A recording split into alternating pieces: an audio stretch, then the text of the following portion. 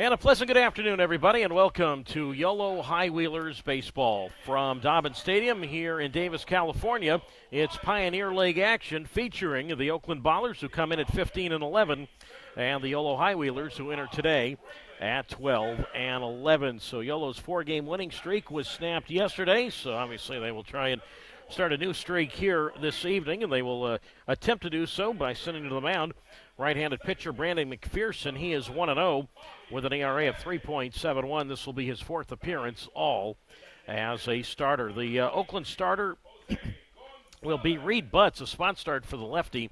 No wins, no losses, and an ERA of 8.8. The person who was supposed to start tonight, Carson Lambert, congratulations to him. He was signed by the Toronto Blue Jays, so he will go into the Toronto system, and wish him well. He was the Pioneer League Pitcher of the Week for a week ago, but he is on his way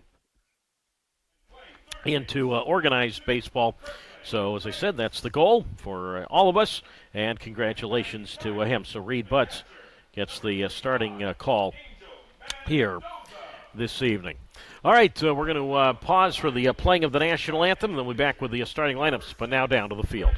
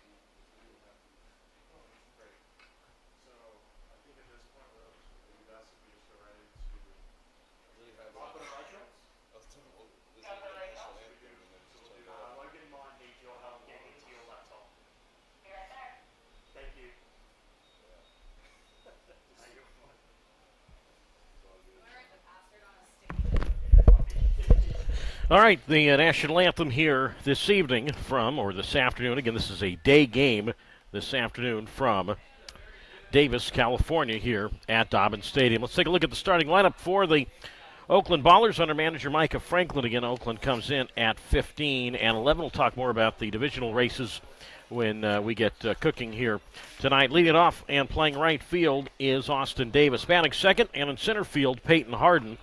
The third place hitter is a third baseman, Dondre Hubbard. Trevor Halsema, he's in left field, and he bats cleanup. Batting fifth at first base, Noah Martinez. The designated hitter, batting sixth, is Jalen Smith. Brad Burkell is the shortstop, hitting seventh. Tyler Lozano, he will get his first appearance of the series, and he does the catching, hitting eighth. And Dan Covino gets his first start of the series, and he bats ninth at second base. On the mound for Oakland is the left-hander, Reed Butts. Again for Oakland and manager Micah Franklin, it's Davis, Harden, and Hubbard, Halsema, Martinez, and Smith, Burkell, Lozano, Covino, and the lefty Butts on the mound. For the Yellow High Wheelers and manager Billy Horton, Yellow coming into today to 12-11. Braylon Skinner leads it off play center field. Batting second at shortstop is Braylon Marine. Bobby Leday hits third at second base. Batting cleanup, the designated hitter, Jose Gonzalez. The first baseman is Alejandro Figueiredo, and he bats fifth. In left field, batting sixth, Justin Kirby. Tanner Smith in right field bats seventh. Hitting eighth at third base, Kirkland Banks. And Angel Mendoza does the catching, bats ninth. And on the mound, Brandon McPherson, who is ready to go. And the right-hander's first pitch of the ball game to Austin Davis has popped up foul. Right side, strike one. No balls and one strike to count. And we are underway at 4:35 this afternoon on a 89-degree day as Davis takes, and that's up and in, ball one. 1 ball, 1 strike. Again for Yolo, it's Skinner, Marine, and Leday. Gonzalez, Figueiredo, Kirby. Smith, Banks, Mendoza, and the righty McPherson on the mound. The 1-1 pitch to Davis. Outside, ball 2, 2-1. Today's home plate umpire is Harrison Silverman. Eric Martinez, the crew chief, he works first base.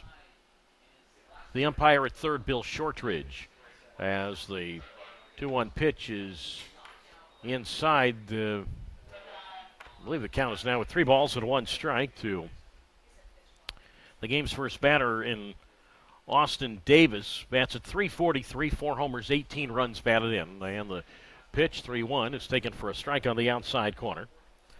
And the count's now at 3 balls and 2 strikes to Davis, who led off yesterday's game with an infield single, and that led to a 3-run first for the Ballers. McPherson's 3-2, and Davis swings, and he flies one toward deep left field. Back is Kirby, and he will be there to make the catch right in front of the warning track. So Austin Davis gave that one a ride, but not far enough. And again, at this ballpark, there is not a lot of carry here, and I discussed that with the Oakland manager, Micah Franklin, before the game today. I said, Micah, how many balls has your team hit so far in this series that easily would have been out of your stadium in Oakland, but not here? And he goes, man, a lot. We've had some good swings, he said, and just when you think, that ball's going to carry, it doesn't. Now Harden drops a bunt up along the third base side, and no chance at all for Kirkland Banks to come up with that one cleanly. And Peyton Harden, who had a 3-hit game yesterday, has so far a 1-hit game with a bunt single. So he is aboard to become the first base runner for either side. And now Dondre Hubbard will come up. But yeah, Micah Franklin was just saying, we've, some of the swings we've taken, meaning Oakland has taken, you look up and think, man, that ball's got to here, and then it doesn't even get to the warning track. Well, ball that Davis hit might have been out in Oakland, but that's the beauty of baseball. Ballpark's different, wind conditions different, weather certain places is going to be different. Now it's Hubbard, and Andre, who had 4 homers in that series in Oakland, a foul to the backstop, strike 1. No balls and 1 strike. By the way, Harden, who just had that bunt single, he comes into today at .340 with no homers and 12 RBIs. Hubbard digging in at .333, 6 homers, 26 RBIs. Harden at first, being held on by Figueiredo, and the pitch to Dondre, swatted foul right side, strike 2. No balls, 2 strikes. Harden 5 steals this year. He's been caught twice. Oakland 47 for 56 in steal tries this year. So no balls and 2 strikes to count to Dondre Hubbard. And the sidestep offering, and that is low ball 1. And the count's now at 1 ball and 2 strikes from Brandon McPherson, who grew up near Chicago. McPherson features a 4-seam fastball, a curveball, changeup, and a slider. So 1 ball and 2 strikes the count. In outfield, medium depth and straight away. Now McPherson, in his last start, picked up a no decision. I don't know if you actually pick up a no decision. I guess you just get a no decision. I mean, you pick up a win, you pick up a loss. I don't know if you pick up a no decision. Anyway, he didn't have a decision. How about that? 1-2 the count. No score, top of the first. Sidestep offering, and that's high ball 2. 2-2. No decision at Northern Colorado. That was a week ago today. 5 innings, 5 hits, 2 runs both earned. He walked 2 and struck out 8. That was a 6-5 Northern Colorado win. That was the game where they scored 2 runs in the bottom of the 9th to win. Now Hubbard goes down for this one, and he pops it up, shallow center. Skinner a long way in, but plenty of room out there for Braylon Skinner, and he is there to make the catch. And Hubbard is retired. 2 out now in the top of the first inning. No score. Oakland and Yolo. And now Trevor Halsema will come to the plate. Team high average of 378, 6 home runs, and he's got a team best 31 runs batted in. So Harden is still at first base. Outfield medium depth and straight away, and McPherson delivers, and that misses high, ball 1. 1 ball, no strikes. Second outing of the year for McPherson against Oakland. Mentioned it's 4th outing overall, but this is his 2nd outing of the year against the Ballers. 1 ball, no strike offering, and that's low, and that kicks off the glove of the catcher in Mendoza, and seeing that up to second base goes Harden. So that'll be a pass ball, so Harden moves up to second base. And now a chance here with a count of 2 balls and no strikes for Halsema to, now with a base hit to the outfield, likely get a run in as McPherson comes set. And the pitch, and that swung on and popped up foul right side by Halsema, strike 1. And the count now at 2 balls and 1 strike to Halsema, who had an RBI first inning single yesterday, and then also doubled and scored a run. He was 2 for 5. The 2-1 here, and Halsema takes, and that's low and in, ball 3. So the count's now 3 balls and a strike from Brandon McPherson, who played his college baseball at Northern Illinois University, and that's in DeKalb, about an hour west of the Chicago suburbs. 3 balls, 1 strike. Harden dancing off second in the pitch, and Halsema takes, and that's thrown away, ball 4. So Halsema ends up drawing a walk. So he will trot down to first. And now it's a little more of a serious threat with 2 out. Runners at first and second, no score. Here in the first inning, the top half of the first. Doug Greenwald with you on YouTube Live and on Flow Sports.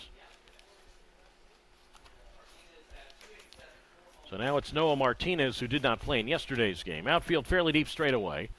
And the pitch to Martinez, and that is high, ball 1. And the count's at 1 ball and no strikes. Noah digs in 287. He has 4 homers, and he has 16 runs batted in. As McPherson works on the first base side of the rubber, looks back at second. And the 1 ball, no strike pitch. Martinez a swing and a miss at a fastball. Strike 1. Foul tipped into the glove of the catcher, Mendoza. And the count's now at 1 ball and 1 strike to Noah Martinez. So yesterday it was J.P. Gates who played first base. Gates not in the lineup today, so Martinez back in there as the 1-1 to Noah. And that's outside, ball 2 from McPherson. And the count now at 2 balls and 1 strike. So 2-1 the count with Jalen Smith wetting on deck. Again, outfield medium depth and straight away. Runner at second is Harden.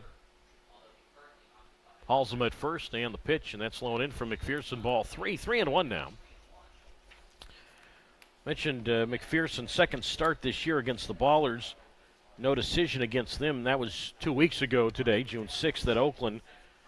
Game that through 9 innings ended 8-8, and Oakland won the knockout round 2 homers to 1. The 3-1 here to Martinez, and that's foul to the backstop.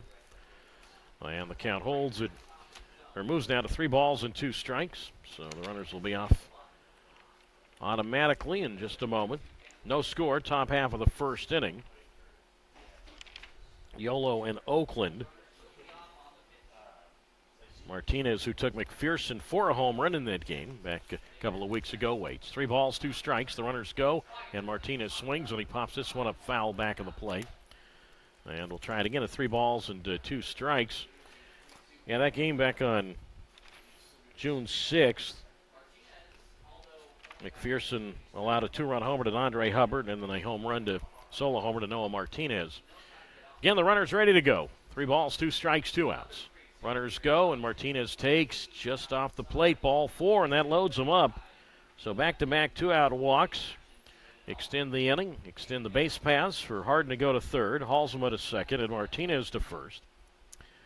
And now Jalen Smith will come up, and the catcher, Angel Mendoza, will go out and have a word with McPherson to try and calm things down a little bit. So some close pitches there, but they were balls, and plate umpire Harrison Silverman will go out and try and hustle up the conversation. So now Jalen Smith comes up. So Smith bats at .270. He has 3 homers, and he's got 10 runs batted in. No score here. Top half of the first inning. Again, Oakland had a 3-run first yesterday, and now bags full today with 2 out. And the pitch to Smith, low outside, ball 1. And the count's at 1 ball and no strikes. 1-0 the count. Runners everywhere, and Smith takes a breaking ball, and that hits the inner half of the plate, strike 1. 1 ball and 1 strike. Smith 0 for 1 yesterday with a couple of walks. Smith in the series is 0 for 2. So Harden's at third, Halsem is at second, Martinez at first. And the 1-1 pitch, and that swung on and lifted to left field. Kirby over toward the line, and he will make the catch, moving far to his right. Boy, Justin Kirby had a little bit of a way to go to get to that ball, caught it in fair territory. Otherwise, that's 2 runs at least. Instead, nobody scores here in the top half of the first. 1 hit, and Oakland leaves the bases loaded after half an inning. Oakland nothing, and YOLO coming up. You are listening and watching the Yellow High Wheelers on YouTube Live and on Flow Sports.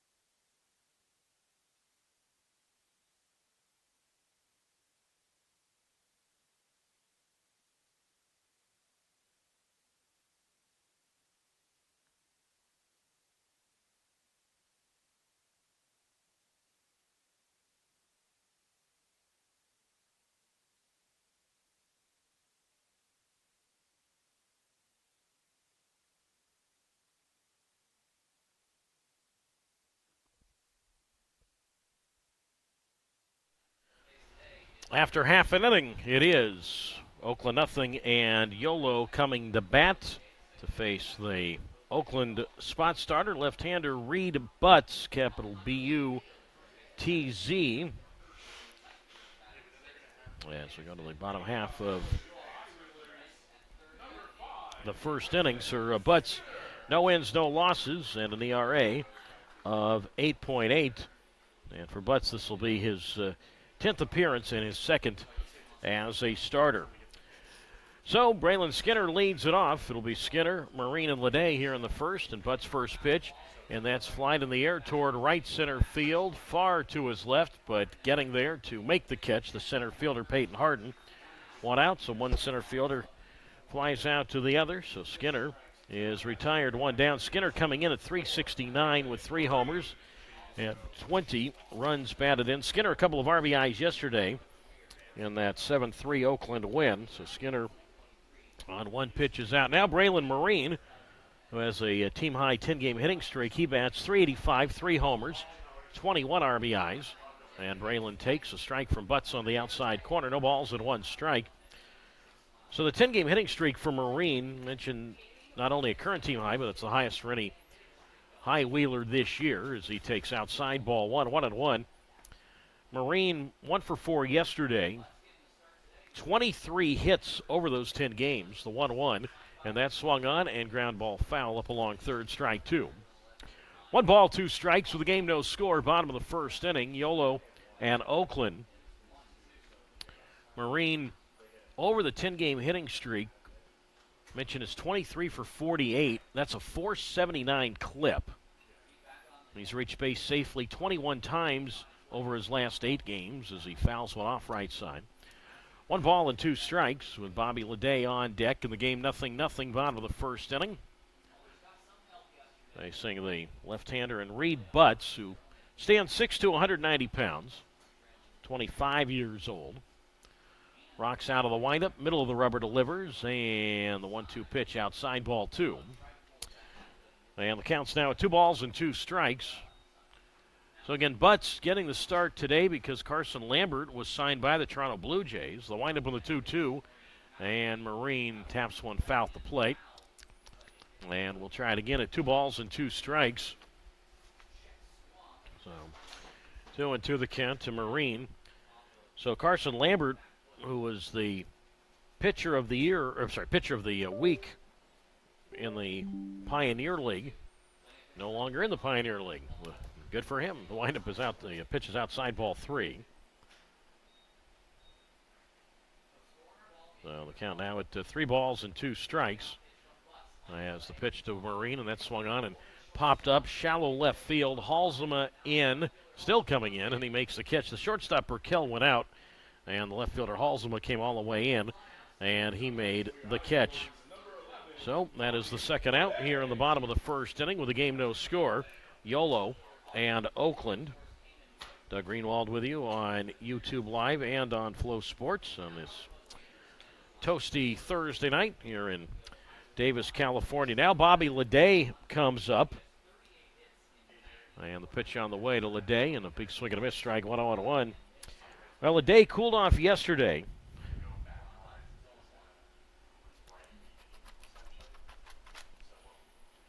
Eight-game hitting streak came to an end. Going 0 for 4 yesterday. Flies one down the right field side. Foul, strike 2. And the count's at no balls and 2 strikes. 8-game hitting streak during that time. As I said, it was halted yesterday, but over that time was 20 for 35. That's a 571 average in the 8 games. So Leday, a rare 0-4 yesterday. You look at his overall average, though, he is still hitting 404. 6 homers, 24 runs batted in. 6 home runs match Jose Gonzalez, the man who waits on deck for most with Yolo, but Leday's 24 RBIs, that is tops on the club. Sole possession of tops, the 0-2, and that's up and away, ball 1. 1 ball and 2 strikes to Leday, who on Tuesday in the 17-1 Yolo win over Oakland. Leday reached base safely 6 times. He was 4 for 4 and then was hit with a pitch twice. The 1-2 here, and that's popped up softly. Second baseman Covino to his left, and in shallow right field, Dan Covino makes the catch, and Brian Butts in a spot start has a 1-2-3 first. So both teams scoreless in the first. No runs, no hits, no errors, nobody left. Inning number 2 coming up from Davis, no score. Yolo and Oakland on YouTube Live.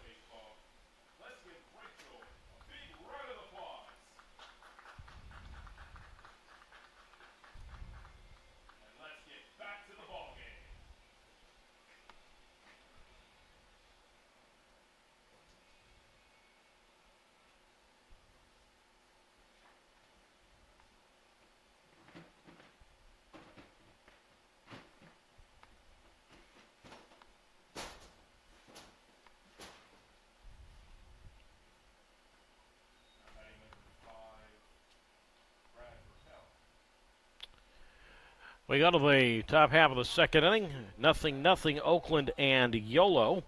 Doug Greenwald with you on YouTube Live and on Flow Sports.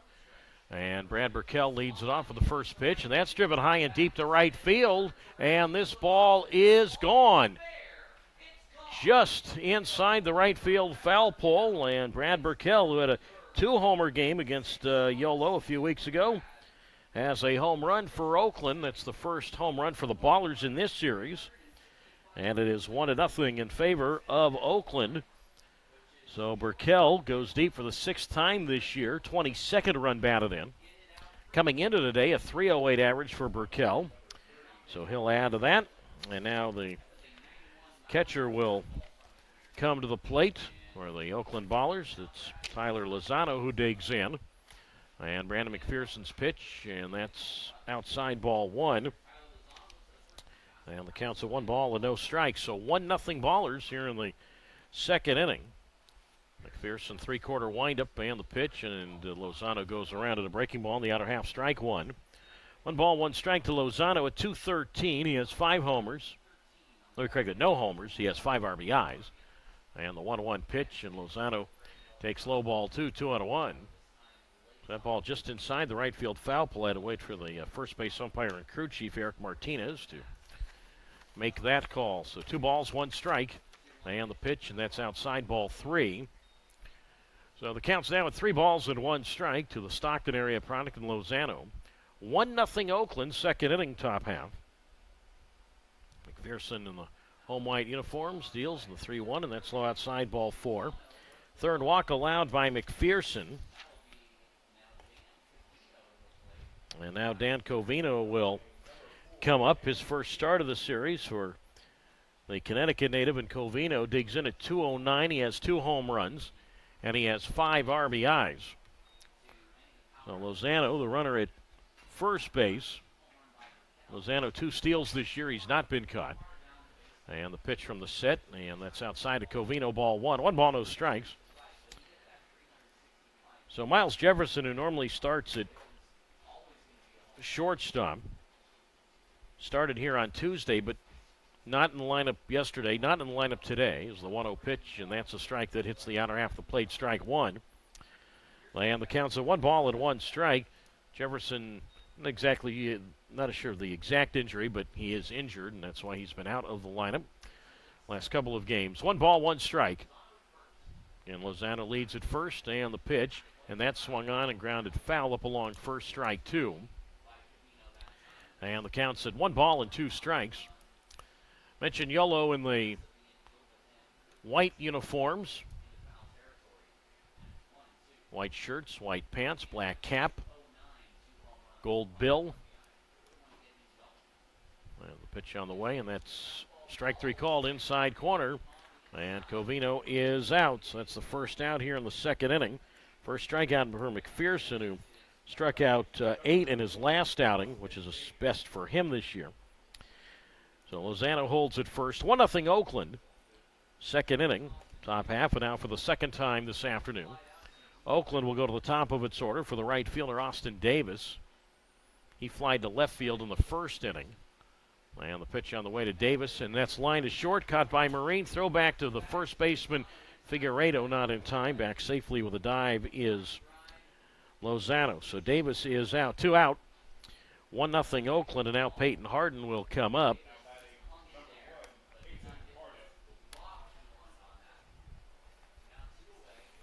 Harden had a bunt single in the first inning. Talking about the Yolo uniforms, and that's the first time this series we've seen them in the all whites. They've been in the alternate black tops the last couple days. Turn, throw to first, and picked off at first is Lozano. So he was caught leaning the wrong way, and McPherson, the pitcher, threw to the first baseman, Figueredo. And Lozano is out, 1-3 on the pickoff. And the Ballers done in the second. The homer by Burkell, 1 run, 1 hit, no errors, nobody left. After an inning and a half, Oakland 1, Yolo nothing on YouTube Live and on Flow Sports.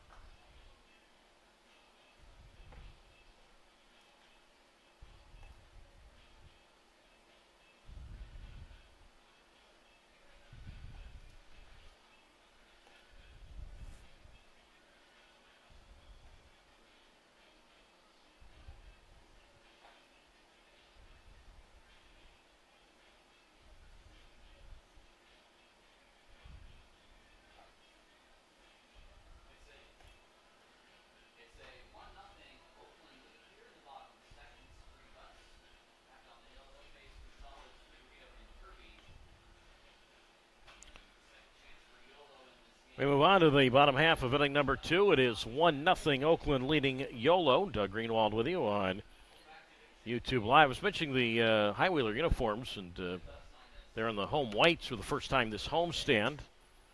And High Wheelers spelled across the front of that jersey in black letters. Mentioned gold numbers on both sides. Black cap with the gold bill. Oakland in the button-down forest green shirts. Ballers in big gold letters spelled across the front of the shirt. Gold number on the back of the shirt going with the forest green caps and the gray pants. Now Jose Gonzalez, and he takes outside ball one. 1 ball, no strikes. 1-0 Oakland. And Jose takes a breaking ball for a strike on the outer half, 1-1. Jose kept quiet yesterday, was 0 for 4, but still has 10 RBIs over his last 6 games. The windup in the 1-1, and that's outside from Reed Butts, ball 2, 2-1. For Jose Gonzalez this season, 358, 6 homers, 23 RBIs. Outfield medium depth straight away. 1-0 Ballers, bottom of the second. Butts delivers, and Gonzalez takes high, ball 3. So the count's now at 3 balls and 1 strike from Reed Butts to Jose Gonzalez. As Butts 3-1, and that swung on and lifted high and foul down the right field line. And the count holds at 3 balls and 2 strikes. Butts struck Gonzalez out in that 8-8 game back on June 6th in Oakland. 3 balls, 2 strikes. 1-0 Ballers here in the second. And the 3-2, and Gonzalez a foul to the backstop. And the count remains at 3 balls and 2 strikes. And then Butts also faced Oakland on June 8th. Worked 3 innings of relief in that one, did Butts. The windup in the 3-2, and Gonzalez looks at strike 3 on the outside corner, and he is out. Now Gonzalez would like to challenge that call, and Harrison Silverman, the plate umpire, will look up and check with the press box, and it's been confirmed a strike, so Gonzalez strikes out looking, and so far 4 up and 4 down against Butts with a 1-0 lead in favor of YOLO. And now 1-0 lead in favor of Oakland. It's Oakland 1, YOLO 0. And now Alejandro Figueiredo will dig in. Well, Figueiredo 1 for 4 yesterday in his first game in a YOLO uniform. 1-0 in favor of the Ballers. The windup by Butts and the pitch to Figueiredo, the native of Venezuela, takes low for a ball. And the count's at 1 ball and no strikes. Figueiredo gets just acquired from Billings a few days ago in a trade for a player to be named later. The windup in the 1-0 pitch, and that's low outside, ball 2 to Figueiredo. 2 balls, no strikes. As I mentioned, 1 for 4 yesterday for Figueiredo. Had a fly ball single to center in the 8th. Rest of the bat just above his right shoulder, and the pitch on the way, and that's a strike on the outside corner, 2-1. Figueiredo, now, not that this is a record-shattering statement, but has hit safely in his last 3 games as he pops one up, foul right side, 2-2. So, again, this is the same league as Billings, the Pioneer League. The last 2 games he played for Billings, he had hits in each of those, and then a hit yesterday. So he's got a 3-game hitting streak. The windup in the 2-2, and that's popped up foul. And normally I don't, if somebody's hit safely in their last 3 games, that's something I don't really even make mention because, it's not like, Joe DiMaggio's losing sleep over somebody hitting in 3 straight in reference to his major league record, 56 straight games of a hit. The windup of the 2-2, and Figueiredo goes down for this one and comes up empty, strike 3, and he is out. Back-to-back strikeouts here in the second for Butts. 1-0 Oakland, bottom of the second inning. And now the left fielder, Justin Kirby, comes up. But I only referenced 3 straight games because just since he was with another team, as long as it's the same league, so the last 3 games he has played, all in this league, he has had a base hit in all of those. So now it's Kirby, who did not play yesterday. 306, 2 homers, 9 RBIs. The windup in the pitch to Justin, and that's popped up foul right side, strike 1 from Reed Butts. No balls and 1 strike. So Butts, capital B-U-T-Z. He's out of Rockford, Illinois, but went to college in Oklahoma. The windup in the 0-1, and that's taken for a strike on the outside corner. And the count's at no balls and 2 strikes from Reed Butts to Justin Kirby, who takes outside for a ball. And the count now at 1 ball and 2 strikes. Butts went to University of Science and Arts College in Oklahoma. Deals in the 1-2 pitch, and Kirby swings and misses strike 3 at a curve. He is out, so Butts strikes out the side in order, gets Gonzalez looking. Figueredo and Kirby each swinging, so no runs, no hits, no errors. Nobody left. 2 perfect innings so far for Butts. We move on to the third. Oakland 1, YOLO nothing on YouTube Live and Flow Sports.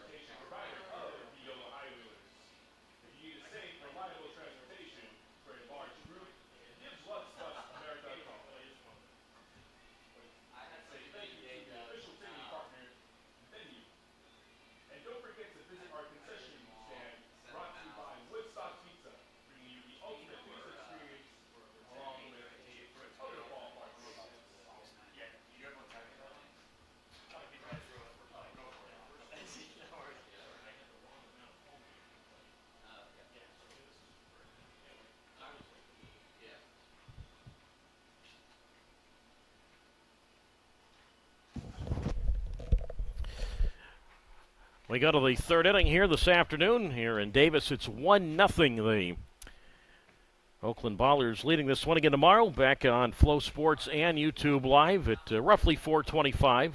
First pitch will be at 4:30. Peyton Harden leads it off, and Brandon McPherson's first pitch is taken for a strike on the outside corner, 0-1. So it's Harden, Hubbard, and Halsema, 2-3-4. As the wind down the pitch, and Harden takes low for a ball, 1-1. Pitching matchup tomorrow for Oakland, right-hander Jacob Reardon gets the baseball. And for YOLO, right-hander Sean Gamelin. So Harden bunt single in the first inning. He's 1 for 1. And he swings and misses at a curve from McPherson, strike 2. 1 ball, 2 strikes from McPherson, who was in this league last year, playing for manager Billy Horton, then with Billings. The windup in the 1-2, and that is high ball 2. 2 balls and 2 strikes. McPherson last season with the Mustangs 3-0 with a 5.23 ERA. 8 games, 7 starts a season ago. The kick in the 2-2, and that's outside ball 3, and McPherson frustrated missing there. 3 balls, 2 strikes. I was talking to Billy Horton yesterday about his relationship with McPherson, and he told me the connection. 3 ball, 2 strike pitch. And that's up and away, ball 4, so Harden draws a walk. And Harden will go down to first. So it's the 4th walk allowed by McPherson. That matches the most he's allowed in a game this year. Also walked 4 against Grand Junction here on May 30th. So Harden has got good speed. The runner at first, and we'll see if how this leadoff walk will translate. Harden 5 steals. He's been caught twice. So now it's Hubbard who flied to center in the first inning. Middle infield looking to turn 2. And McPherson from the set. First base side of the rubber deals, and Hubbard takes a high fastball. 1 ball, no strikes. But Billy Horton said that he played baseball with McPherson's father, Darrell, teammates at Spring Hill College in Alabama back in the mid-1990s. The 1-0 on the way, and that's high ball 2. 2 balls, no strikes. McPherson's dad is originally from Mobile, where Spring Hill College is, and then McPherson's dad, Darrell, after his college days, went on to work for the United States Marshal's office based in Chicago. 2 balls, no strikes. And the pitch, and that swung on and fouled to the backstop. 2 balls and 1 strike. Not too often that, you can say, yeah, and I'm talking about Brandon McPherson here, you can say, yeah, my dad got appointed by then President Obama to represent the United States Marshal's Office out of Chicago. Big article. I had read about that. Talked to Brandon about it before the game. 2 balls, 1 strike. And the pitch to Hubbard, and he pops this one up foul first base side, and that'll reach the seats. 2 balls, 2 strikes. 1-0 Oakland. Top half of the 3rd inning. But, yeah, Brandon said his dad still works for the Marshal's Office. Appreciate what his dad does, representing our country and law enforcement, and sure not an easy job. 2 balls, 2 strikes the count. Harden leads at first. 1-0 Ballers. Turn throw to first, sort of a courtesy toss, and back safely standing up is Harden with the first baseman Figueiredo there to take the throw. But, yeah, pretty cool to have the president, then president of the United States, getting to assign your role. 2 balls, 2 strikes. And McPherson delivers, and that's swung on and fouled off right side. And the count now at 2 balls and 2 strikes. I mentioned McPherson, again, understandably, growing up in the Chicago area from North Aurora, Illinois. Western Chicago suburbs. It's a beautiful area. I've been out in that area. 2 balls, 2 strikes. And he delivers, and Hubbard swings, and he flies one to right field. Smith and the Sun is there, and Tanner makes the catch. And Hubbard is out. 1 away. Top half of the 3rd inning. It is 1-0. The Oakland Ballers lead it. And now the left fielder, Trevor Halsema, digs in. But McPherson pitched 3 seasons at Northern Illinois University. We've talked about that out in DeKalb. Got to really get to DeKalb. I was actually out there. Been out to DeKalb a couple of times. And, you know, you just keep going on Interstate 80/90 west of Chicago, and about an hour later, if that, you know, end up in DeKalb, which is really a college town. It's got a cute little downtown area, and mostly college town from there. Was over at their baseball field last summer to take a look at that facility. 1 ball, no strikes, the count to Halsema. First pitch high. He walked in the first. And the 1-0 breaking ball, swing and a miss, strike 1. And the count's at 1 ball and 1 strike with the first baseman, Noah Martinez, waiting on deck. So Harden walked to open this inning. He is still at first base, being held on by Figueiredo.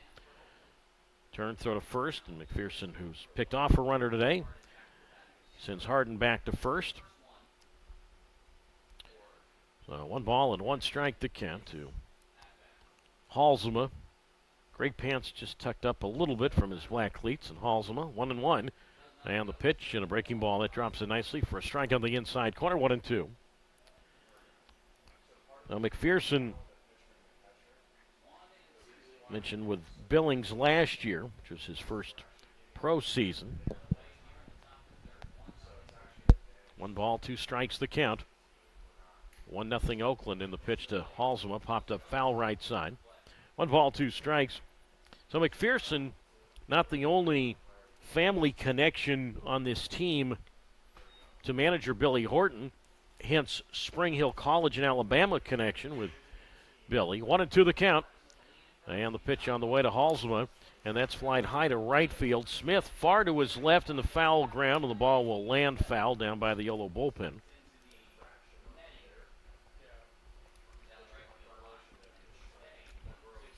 And the count remains at 1 ball and 2 strikes with a 1-0 Oakland advantage.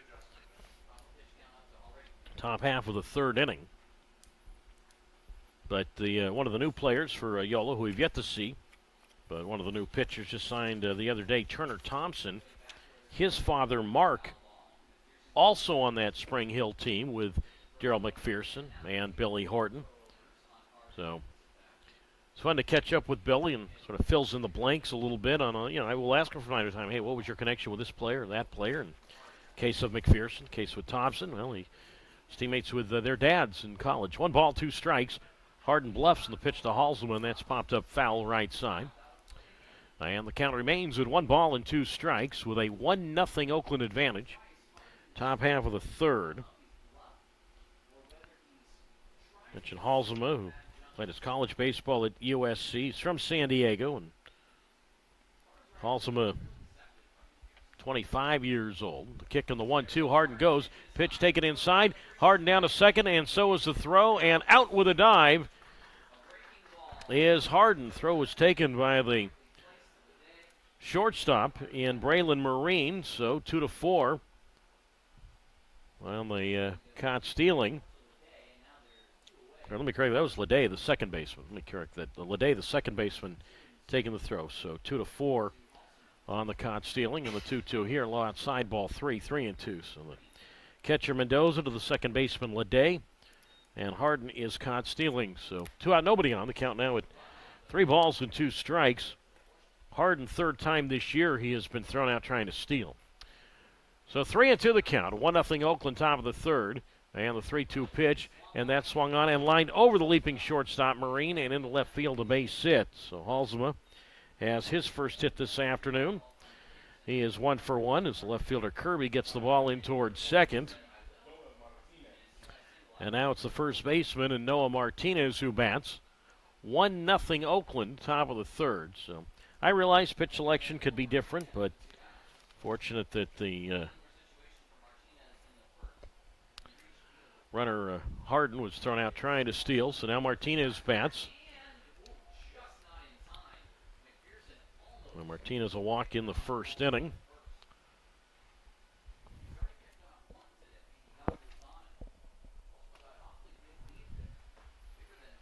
Well, McPherson back to the plate, sidestep offering, outside ball 1 to Martinez. 1 ball and no strikes the count to Martinez, who was the MLB Draft League last year with Frederick. Teammates there with Yolo's Kirkland Banks. I was talking to Kirkland about that the other day. The 1-0 pitch, and that's low ball 2-0. I went down, talked to Kirkland, and I asked him about, connections he has with, not only some of his teammates now with Yolo, but maybe the other team. 2 balls, no strikes. Halsema at first, and the pitch to Martinez, up and away, ball 3. So now the count is at 3 balls and no strikes. And he said that he was teammates with Noah Martinez last year with the Frederick team in the MLB Draft League in Maryland. The 3-0 here, and that's up and away, ball 4. So that's a 5th walk now allowed by McPherson. Second time Martinez is walked.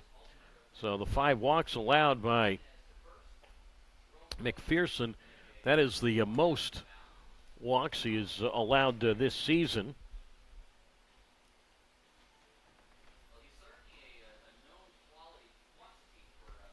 And pitching coach Jerome Williams will come out and have a little chat with McPherson right now, calm things down with a 1-0 lead for the Oakland Ballers. By the way, I'm guessing it'll be up sometime tonight. If not, probably tomorrow. I sat down with Yolo pitching coach and talked to Jerome about his memories of Willie Mays. When Jerome came up with the Giants, which hard to believe was 20 years ago. Jerome was a big league Giant from 03 to a little bit of 05 and then got traded to the Cubs. But Jerome Williams is a young buck, roughly about 21, 22 years old. Got to meet Willie Mays. Willie would hold court in the clubhouse in Scottsdale, and then Willie would, of course, be seen a lot at the ballpark in San Francisco when Jerome pitched there. So now it's Jalen Smith with 2 on and 2 out.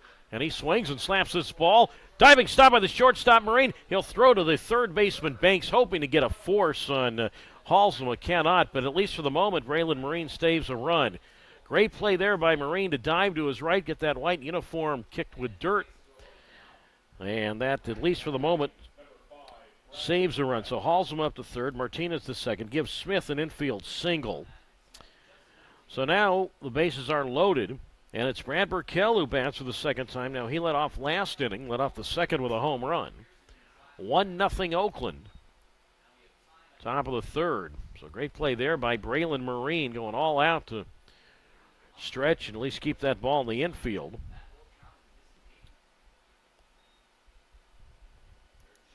It's the 4th hit now for Oakland. And now it's Burkell whose home run went out to right field. And the pitch, and that swung on. Ground ball, right field, base hit. Halsema will score. Martinez on his way home. The throw from the right fielder Smith not in time. Up to second base is Smith. And it's now 3-0 Oakland. So Brad Burkell, it's really Brad Burkell 3 and Yolo 0. And back-to-back first pitch single. So right as I had said, Marine had saved the run for a moment. Well, that was true, but it didn't end the inning. And Burkell, a 2-run single. Smith moves to second. Burkell now 24 RBIs this year. And now here's Tyler Lozano. 3-0 Oakland, and McPherson deals a strike on the outside corner on 1. So I know the leadoff walk was erased on a caught stealing, but still a leadoff walk. And it's led at the moment to 2 runs here in this inning. So 3-0 now Oakland, and Lozano takes a breaking ball for a strike on the inside corner, 0-2. Well, anyway, Jerome Williams got to know Willie Mays, have conversations with Willie Mays whenever Willie Mays visited wherever the Giants clubhouse was, whether it be Scottsdale or San Francisco. Jerome will share some stories about that. We'll let you know when that gets posted. But anyway, we sat down with Jerome before the game today. Of course, yesterday we talked to Gary Davenport, memories of growing up around the Giants in the more so the early 70s, getting to know Willie Mays, obviously through Gary's father, Jim. Smith's at second, Burkell's at first. No balls, 2 strikes. And the pitch, and that's in the dirt, good block by the catcher, Mendoza. 1 ball, 2 strikes. And right now the game that is honoring Willie Mays and would have honored him whether he was still living or not. Of course, Willie passed away the other night, but game taking place right now in Birmingham, the first ever Major League Baseball game at Rickwood Field. 1 ball, 2 strikes, 2 outs. And the pitch, and Lozano a curve in the dirt, swing and a miss, strike 3. The catcher Mendoza up with a baseball, and they'll throw to Figueiredo at first. And Lozano is out. Strikeout, put out, goes 2-3. Second strikeout for McPherson. 2-run single by Burkell. So 2 runs, 3 hits. There were no errors, and 2 runners left. We go to the bottom of the third now. 3-0 Oakland out in front over YOLO on YouTube Live and Flow Sports.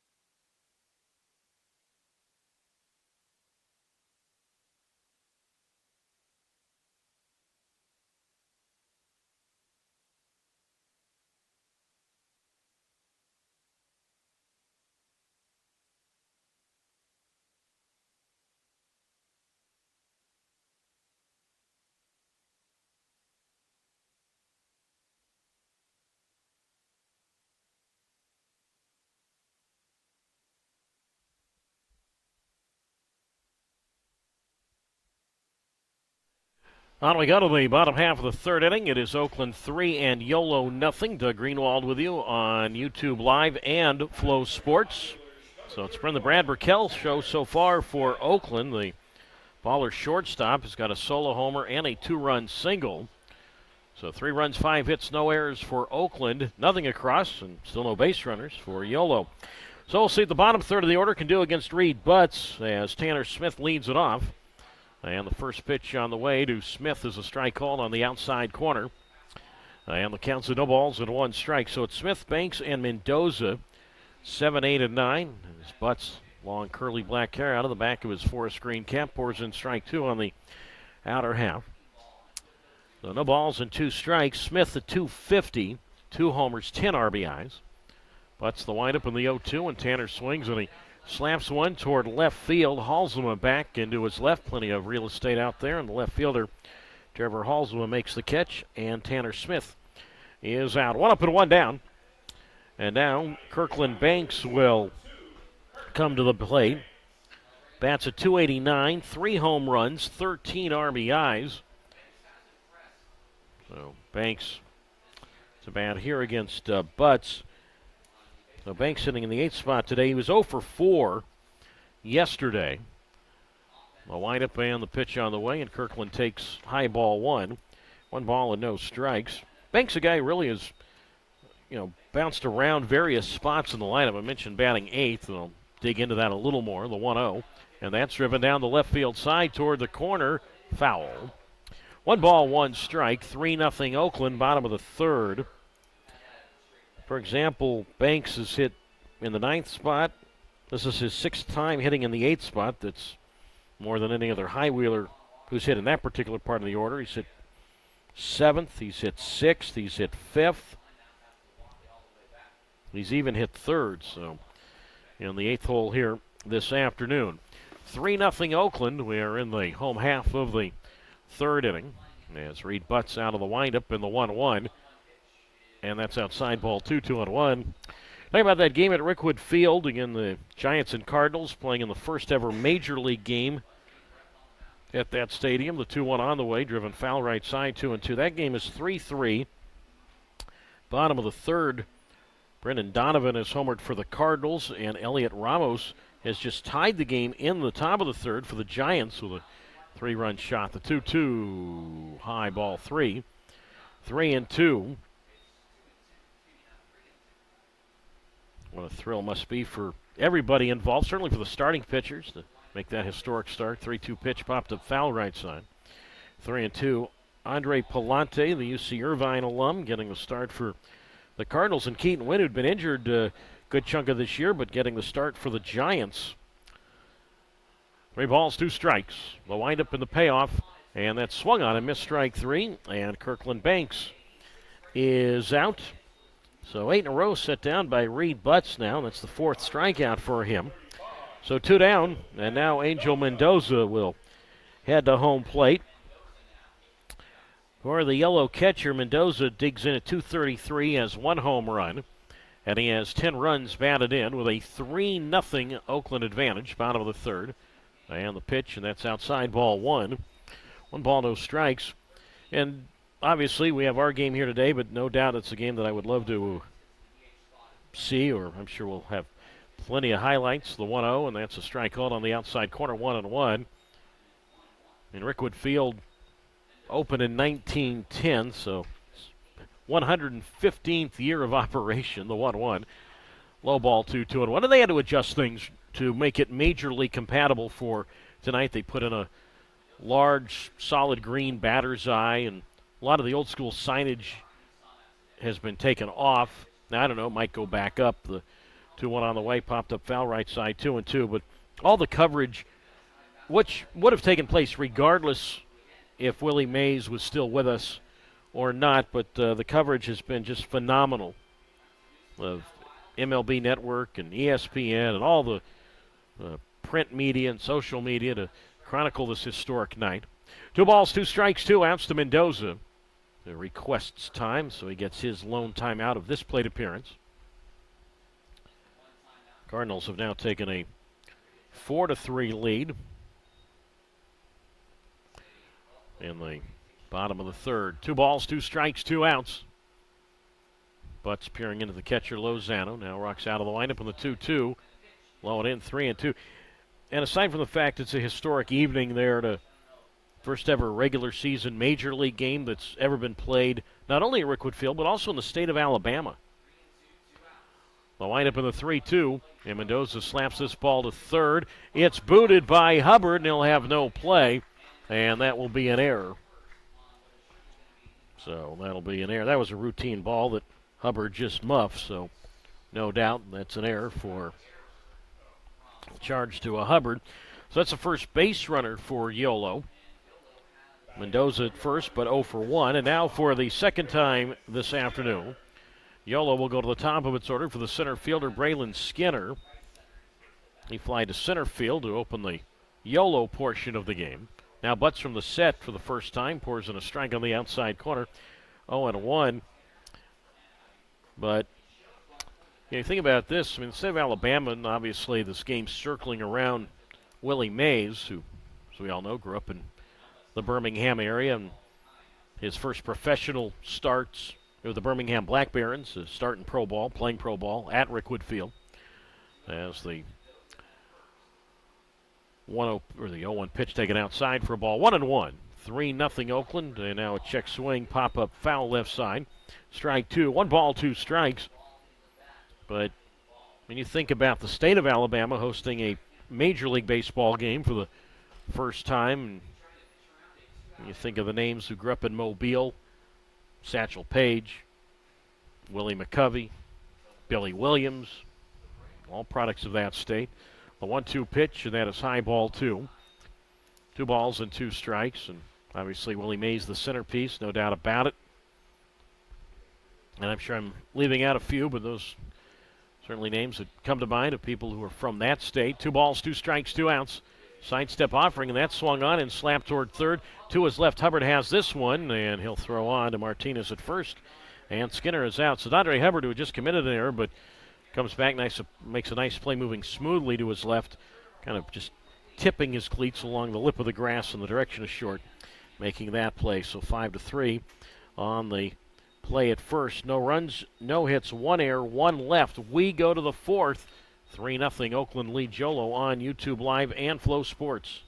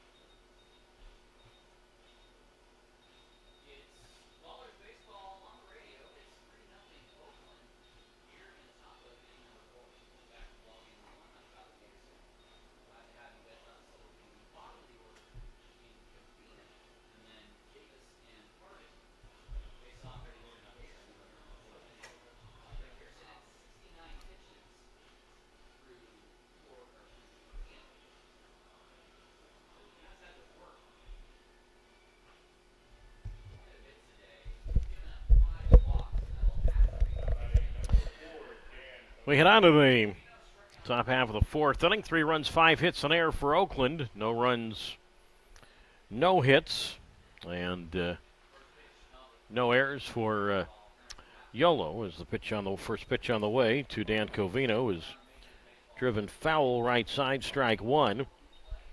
And the count's at no balls and 1 strike. It'll be Covino. And the top of the Oakland order for the right fielder Davis, and then Harden as the pitch popped up foul left side, strike 2. And the count quickly, no balls and 2 strikes.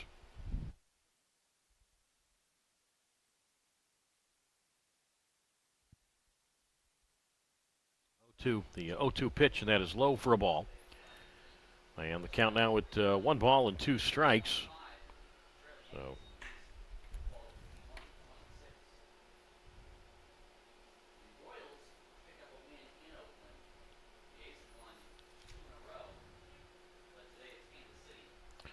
So 1 ball and 2 strikes the count.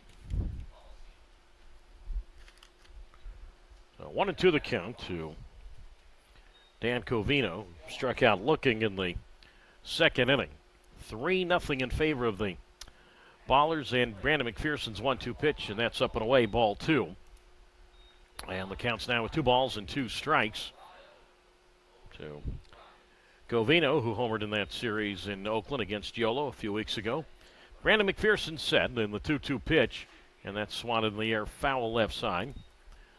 And the count holds at 2 balls and 2 strikes. Talking about the game at Rickwood Field, it's a Cardinals home game.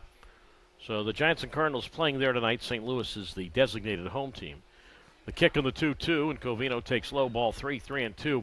No game tomorrow between those two, and then they'll resume the series in St. Louis for Saturday and Sunday. So 3 balls and 2 strikes the count to Covino. Lay on the pitch, and that's up and away, ball 4. So a leadoff walk. Well, leadoff walk got McPherson into trouble in the third. Eventually led to trouble in the third. It was really more of a 2-out walk, but also a leadoff walk in that inning. That's the 5th walk now issued by Brandon McPherson.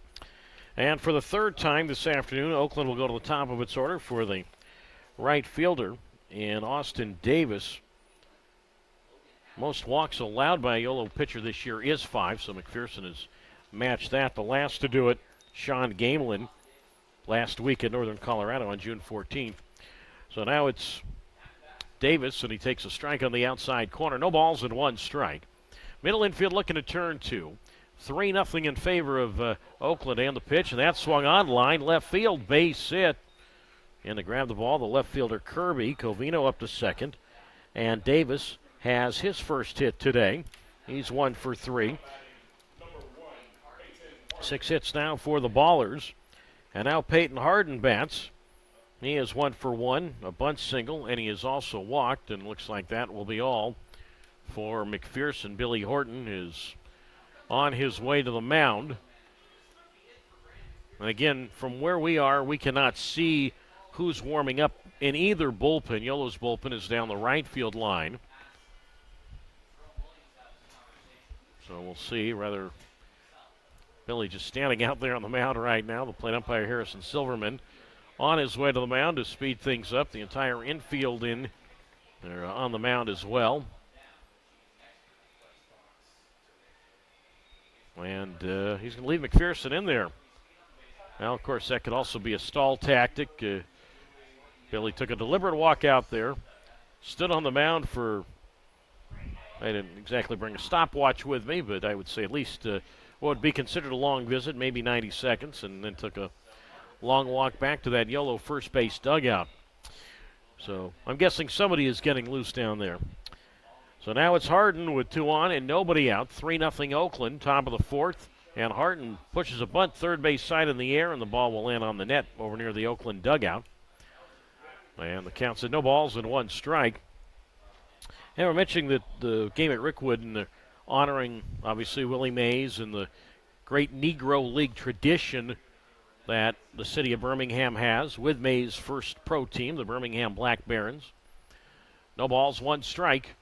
And the pitch to Harden. Ground ball to second base. Glove by Leday. Flips the Marine at second for 1. The shortstop should have first on in time. Harden's got a lot of speed. Plus, he's a left-handed batter. Already has a little bit of a head start toward first. So that moves Covino over to third. Davis is forced at second, 4-6. Harden retired. I say retired for the first time. In other words, yes, he reaches base, but does not reach base safely. So he's now 1 for 2.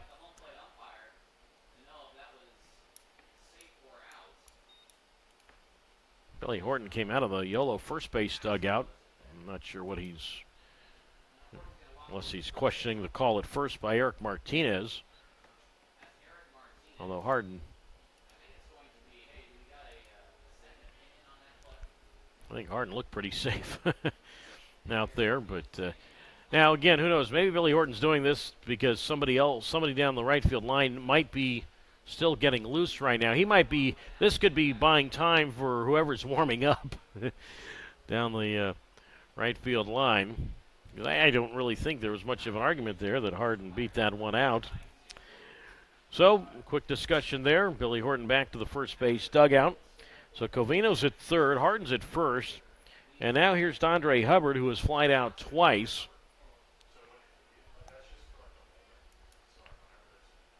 And right now, sort of an early danger zone for the High Wheelers because Oakland is up 3-0. And here we are in the 4th inning, and a chance for more here with the dangerous Hubbard, who swings and pops this one up. On the infield, it's back of the second base bag, and it's going to be the shortstop Marine to his left to make the catch. Looked like when the ball was first hit, the ball was directly above the second base bag, and then Marine just kept drifting with it. Regardless, it's a non-productive out. So Hubbard is out on a pop of the short. So that's what, if McPherson couldn't get the double play, at least he gets an out where nobody scored. However, that's only the second out, and now it's Halsema. It was 1 for 1, a walk, a single, and a run scored. Outfield medium depth and straight away. And this could be McPherson's last batter. As the pitch on the way to Halsema, and that's foul to the backstop, strike one. And the count's at no balls and 1 strike. We'll talk more about the Rickwood Classic, obviously a very important moment early in this game, so I want to focus on, obviously, the field at the moment. 3-0 Oakland, top half of the fourth. Now Covino's at third. Harden is at first. No balls, 1 strike. And the pitch, and Halsema takes. And that is inside, ball 1 for McPherson. Ball and a strike to count to Halsema with Noah Martinez on deck. So the High Wheelers just scored, and I realize they're facing different pitchers and all that, but scored 17 runs the other day. But for the most part, have been quiet the last game and change. Scored 3 runs yesterday, but other than maybe that 1 inning in the 7th, didn't really pose much of a threat. Where they had a run in and the bases loaded after that with 1 out, but Oakland got out of trouble with a double play in that inning in the 7th yesterday. And then so far the High Wheelers really haven't had any sort of threat this afternoon. 3-0 in favor of 3-0 in favor of Oakland here in the top of the fourth. And the pitch, and Halsema takes a breaking ball inside for McPherson, ball 2. So 2 balls and 1 strike. 2-1 the count. Runner at third, Covino. Harden, good speed at first, and Halsema swings. Ground ball to third. That's gloved by Kirkland Banks. He will throw to Figueiredo at first, and Halsema is out. So McPherson works around first and second and nobody out, which included a leadoff walk. No runs, 1 hit, no errors, and 2 left. We go to the bottom of the fourth. It remains Oakland 3 and YOLO nothing on YouTube Live and on Flow Sports.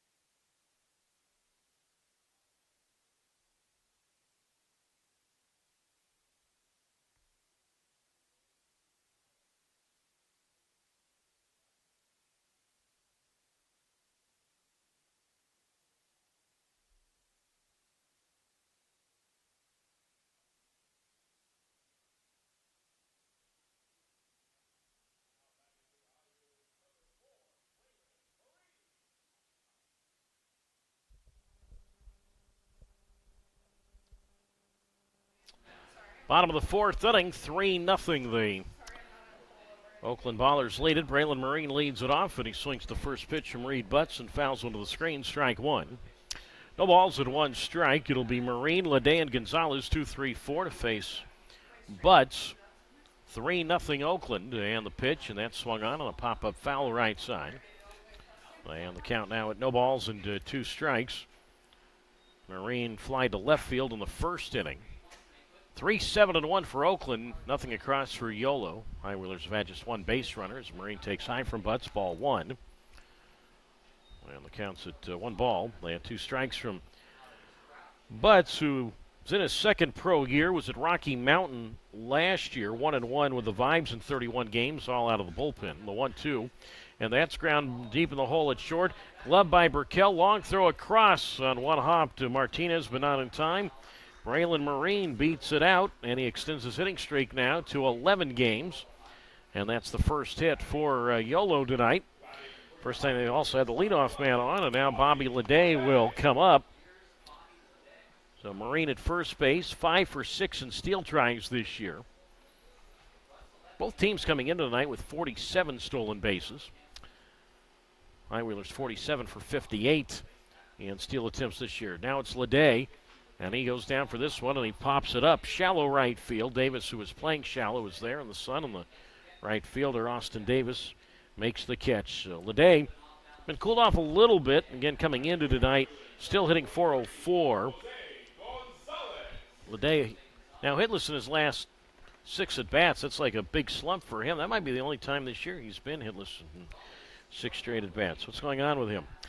So Marine holds at first. Now it's Jose Gonzalez who bats as Reed Butts looks over at first. Marine, he goes. Gonzalez takes a strike on the outside corner, throw to second base, and the ball gets away from the infield over toward third. Covino, the second baseman, has to go and pick it up.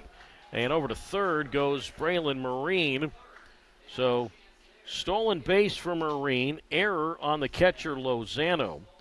So first time tonight the High Wheelers have had a runner as far as third. 6 steal and 7 tries for Marine. Now the throw was, well, it was the shortstop Burkell who came over to try and take the throw. The throw was low from the catcher Lozano. Now Gonzalez looks at the 1-0, outside ball 2. Let me correct. The count is a 1 ball and 1 strike, so 1-1 the count too, because on the steal attempt it was a called strike. So 1-1 is the count. Says home plate umpire Harrison Silverman as Gonzalez will pop up foul right side. So the count is at 1-2. Well, 1 ball and 2 strikes the count. So Jose Gonzalez struck out looking in the second inning. Reed Butts delivers, and that's blown away for a ball. And the count is at 2 balls and 2 strikes. So 2-2 the count. 2-2 is the count. Scoreboard has 3-2. The count is 2-2. Infield back, land the pitch, and Gonzalez takes now. It's ball 3. Count is low, 3-2. Yeah, Butts spent 3 seasons in college at Valley City State in North Dakota. And then his last year of college was at Oklahoma Sciences and Arts. The kick on the 3-2, and Gonzalez swings, and a line drive just past the shortstop Burkell into left field. A base hit. In to score is Marine. And Jose Gonzalez has an RBI single to left, and it's now 3-1 in favor of the Ballers. So Gonzalez, it's now 11 RBIs for him over his now last 7 games. Gonzalez, it's his 24th run batted in.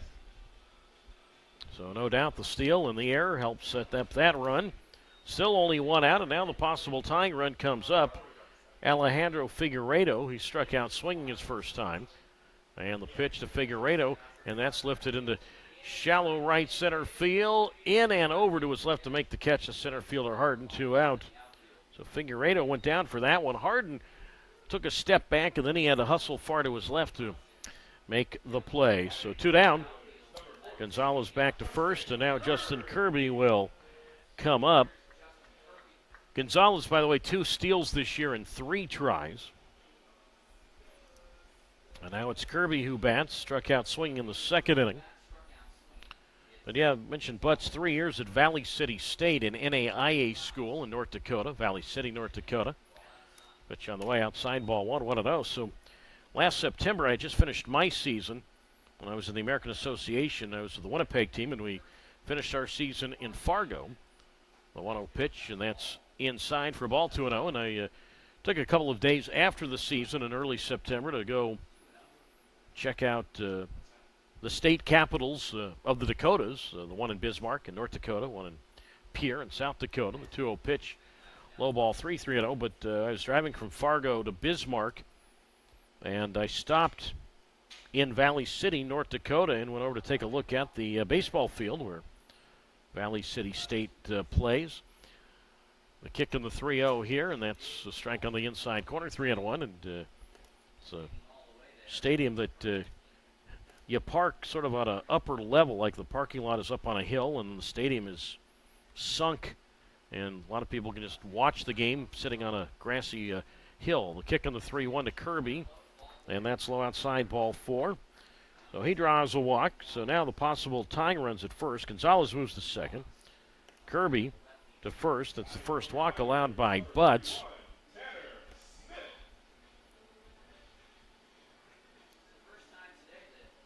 And now Tanner Smith will come to the plate. Yeah, Valley City, where Butts went, plays at Charlie Brown Memorial Baseball Field. I don't think named for the cartoon character, but anyway, I have, at least I say, a little familiar with seeing that baseball facility. First pitch to Smith, outside ball, 1-1-0. Smith, the possible go-ahead run. He flying to left field his first time. 3-1 Oakland, bottom 4. And Tanner swings it, rips one down the right field side. That's going to get down and go one hop to the wall. Played by the right fielder Davis. Gonzalez will score. Kirby is going to be waved to the plate, and he will score standing up. And the throw comes all the way through back of the plate. And backing up the ball is Butts. And this game is tied on the double by Kirby. So Gonzalez scores. Kirby scores. Tanner Smith will get credit for a double to right. 2 RBIs. And he'll take we'll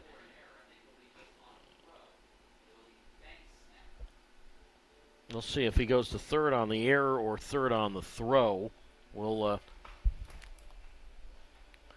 because I think Kirby was going to, Smith was going to stay at second, and then when that throw got away, then Smith took off for third. So double 2 RBIs, E9 on the E9 advancing Smith to go to third. So we'll recap that play for you in a moment. But the game is tied at 3. That's the most important thing. And now it's Kirkland Banks who takes a big swing and a miss, strike 1. No balls and 1 strike. So double 2 RBIs for Smith. Error on the right fielder Davis on that throw went back at home plate. And now Banks swings this one sharply towards second. To his right, Covino. And from the lip of the outfield grass, parallel to second base, he will throw to Martinez at first. And Banks is out. But 3 runs home for Yolo here in the 4th inning. 3 runs, 3 hits. There was 1 error, 1 left. We go. Let me correct, there were 2 errors, actually. That's right, the attempted steal, the throw in the center field.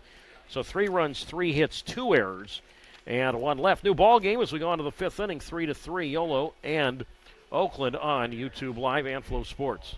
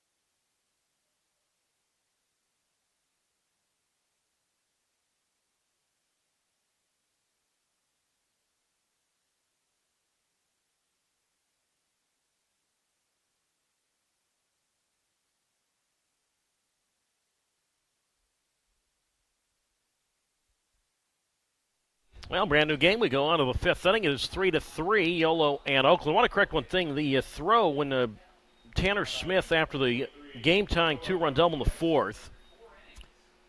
And he was going to stop at second, and I said he went to third on the throwing error by the right fielder Davis. It was the second baseman Covino who took the cut from Davis, and it was Covino, the second baseman, who threw the ball back at home plate, allowing Smith to go to third. So that was an E4 on Covino. But regardless, still 3 errors on Oakland. First 2 pitches have missed to Noah Martinez from Brandon McPherson, who is still out there as the 2-0 pitch is inside ball 3-0. So it's Martinez, Smith, and Burkell.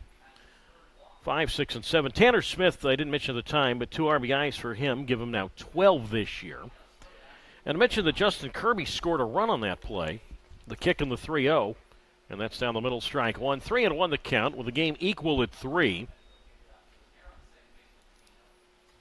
In the 5th inning, the windup and the 3-1, and that's grounded foul down the first base side. The ball hit sharply, but just to the right of the first base bag. And the count remains at 3 balls and 2 strikes with the score tied at 3. Top half of the 5th. And Kirby, we talked about this the other night, did not play last night. So because he didn't play last night, his streak continues where he has now scored a run. Justin Kirby has now scored a run in 8 straight games, his last 8 games. 3 balls, 2 strikes, and the payoff. And that's outside ball 4, so that's the 3rd straight inning in which McPherson has walked the leadoff man. It's also his 6th walk. That's the most walks allowed by a YOLO pitcher this season. And Martinez has accounted for half of those walks. He's walked in the 1st, the 3rd, and the 5th. So Martinez has been on base safely 3 times, but has yet to put the ball in play. So he is at first base with nobody out. Game tied at 3. And again, I'd have to think somebody had been warming. I mean, Billy Horton was out there in a stall tactic, would appear to be a stall tactic, last inning. And the catcher, Angel Mendoza, out to have a word with McPherson, a stall tactic here. By the way, good article by Mike Bush of the Davis Enterprise. Not Mike Bush, Mike Trask of the Davis Enterprise doing a story about Angel Mendoza and all the work it takes to be a catcher, and especially in all of the heat. I mean, the article is about Angel Mendoza and Mason Minzy, the 2 catchers, but all the routines that catchers have to do, all the game calling, all the gear they put on in the hot weather. Obviously, they got to worry about hitting. They got a lot going on. And a good article about that. Mendoza saying that being a catcher, you have to be a different breed of person. Many think we are a little crazy. I say a good crazy. Once you get hit, you need to lock back in. You can't take a pitch off. It is the grind that I love. And obviously, the article goes more into detail about that. But good column or feature by Mike Trask of the Davis Enterprise, talking about the rigors of being a catcher. So we have a pitching change. 1 on, nobody out, top of the 5th inning. YOLO 3, Oakland 3. And back to tell you about the new YOLO pitcher in just a moment on YouTube Live and Flow Sports.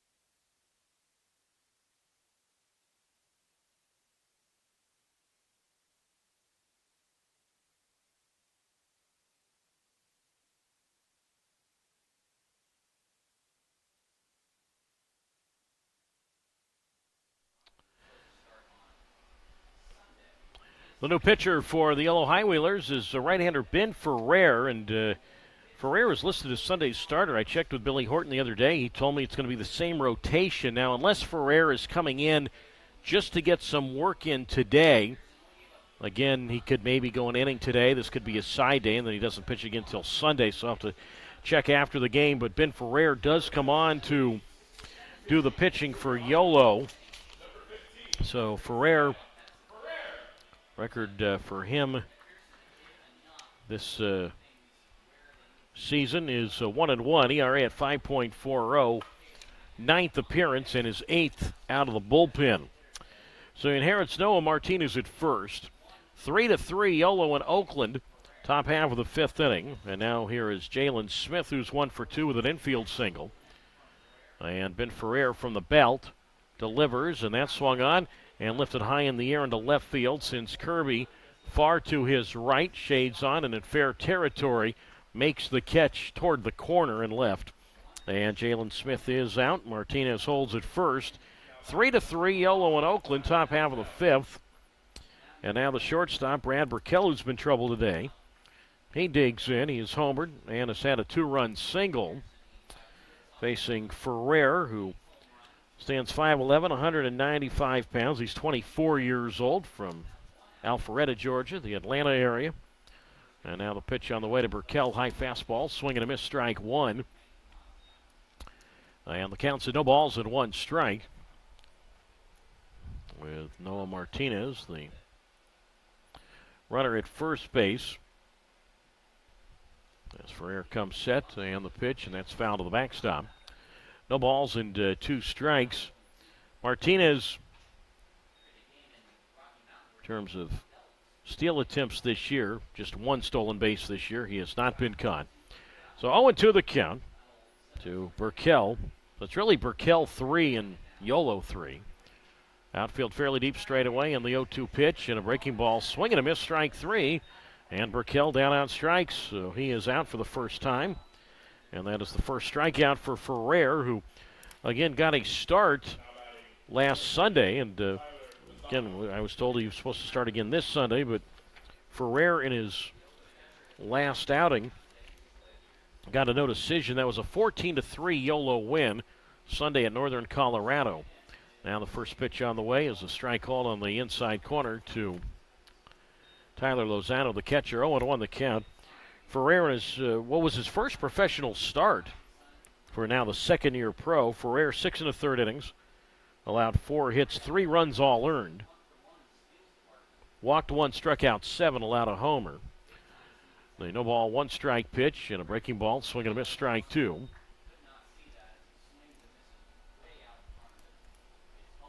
And the count now at no balls and 2 strikes.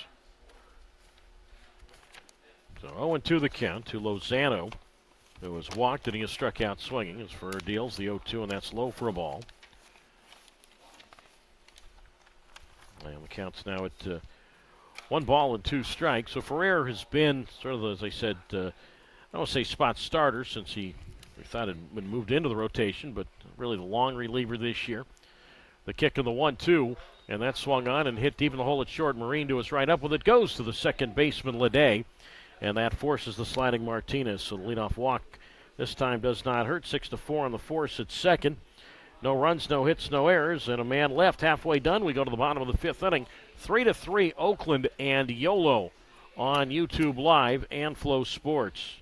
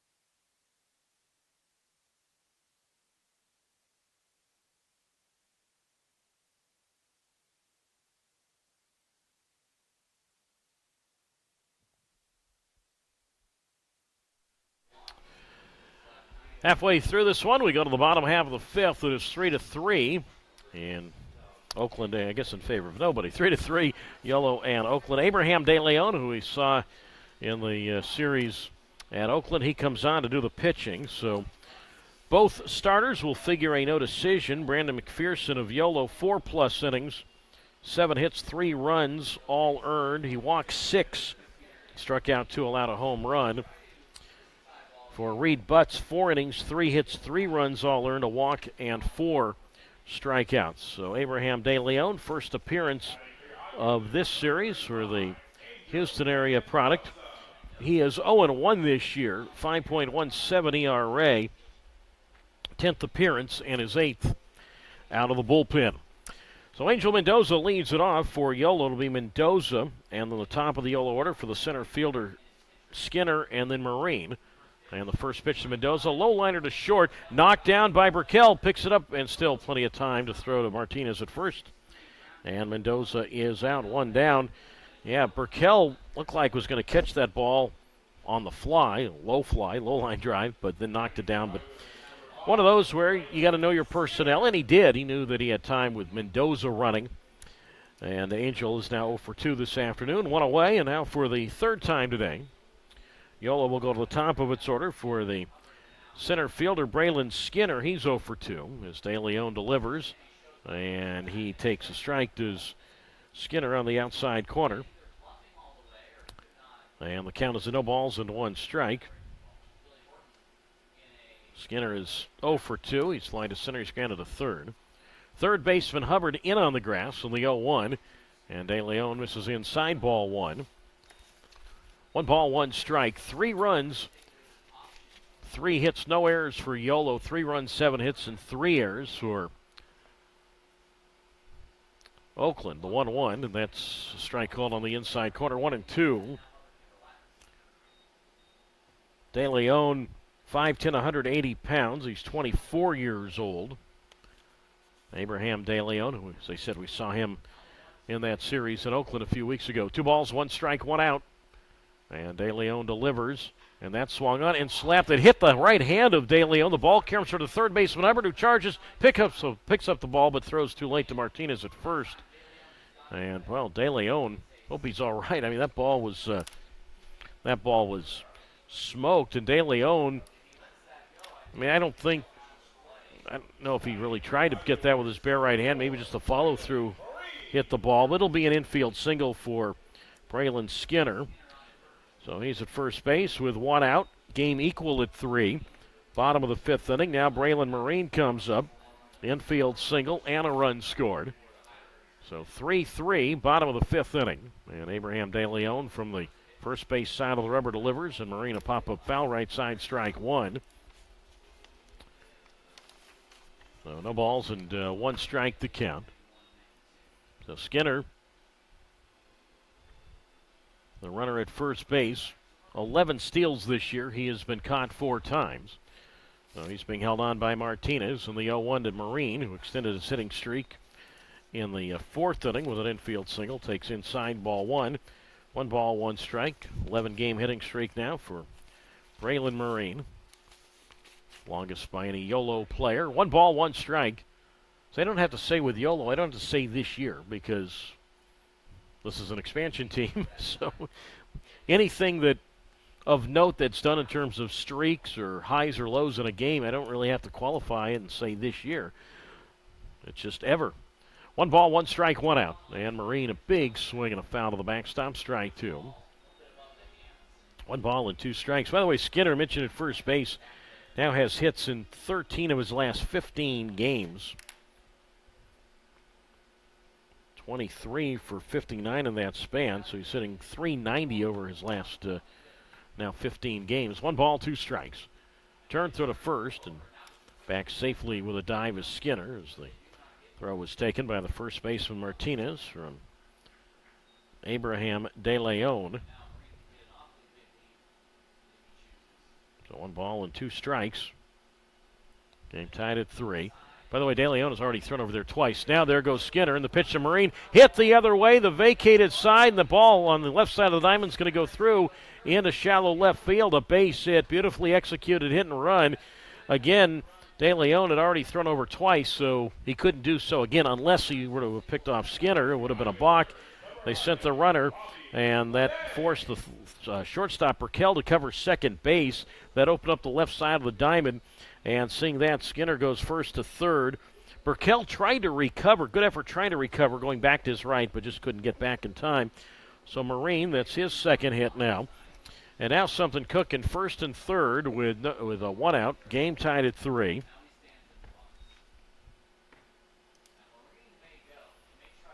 Bottom of the fifth. Now it's Leday who's 0 for 2. And De Leon's pitch. And that's outside ball 1. 1-0 from De Leon. Mitchen's from the Houston area originally. Born in Spring, Texas. That's Houston, essentially. Different couple of colleges where he played. 1 ball, no strikes. He deals from the set, and Leday is swinging a miss at a high fastball. 1 ball, 1 strike.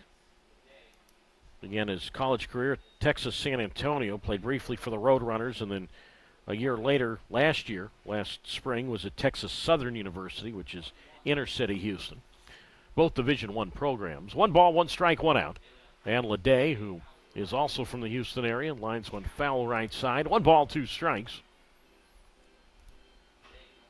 Well, again, Leday, a mini slump for him. As I said, he's over his last 6, and I have to go back and look. I might not have time during the game, but this might be his longest drought of the year for Leday, coming in to today, hitting .404.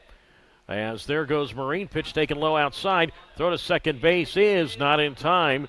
Sort of an awkward-looking throw. The catcher, Lozano, to the second baseman, Covino, had to climb the ladder. Almost looked like a knuckleball. Just had a little bit of a carry to that throw. So Marine steals second. Skinner holds at third. That takes away any hope of a forced double play. It also forces the infield to come in. Yellow 3, Oakland 3, bottom of the fifth. So Skinner's at third. Marine's at second. And De Leon set the 2-2 to Leday. Low outside ball 3. So 3 balls and 2 strikes. Marine, that's his 6th steal in 7 tries this year. Actually, it's his 2nd steal today, so it's actually 7 for 8 now in steal attempts this year for Marine. So 3-2 the count to Leday.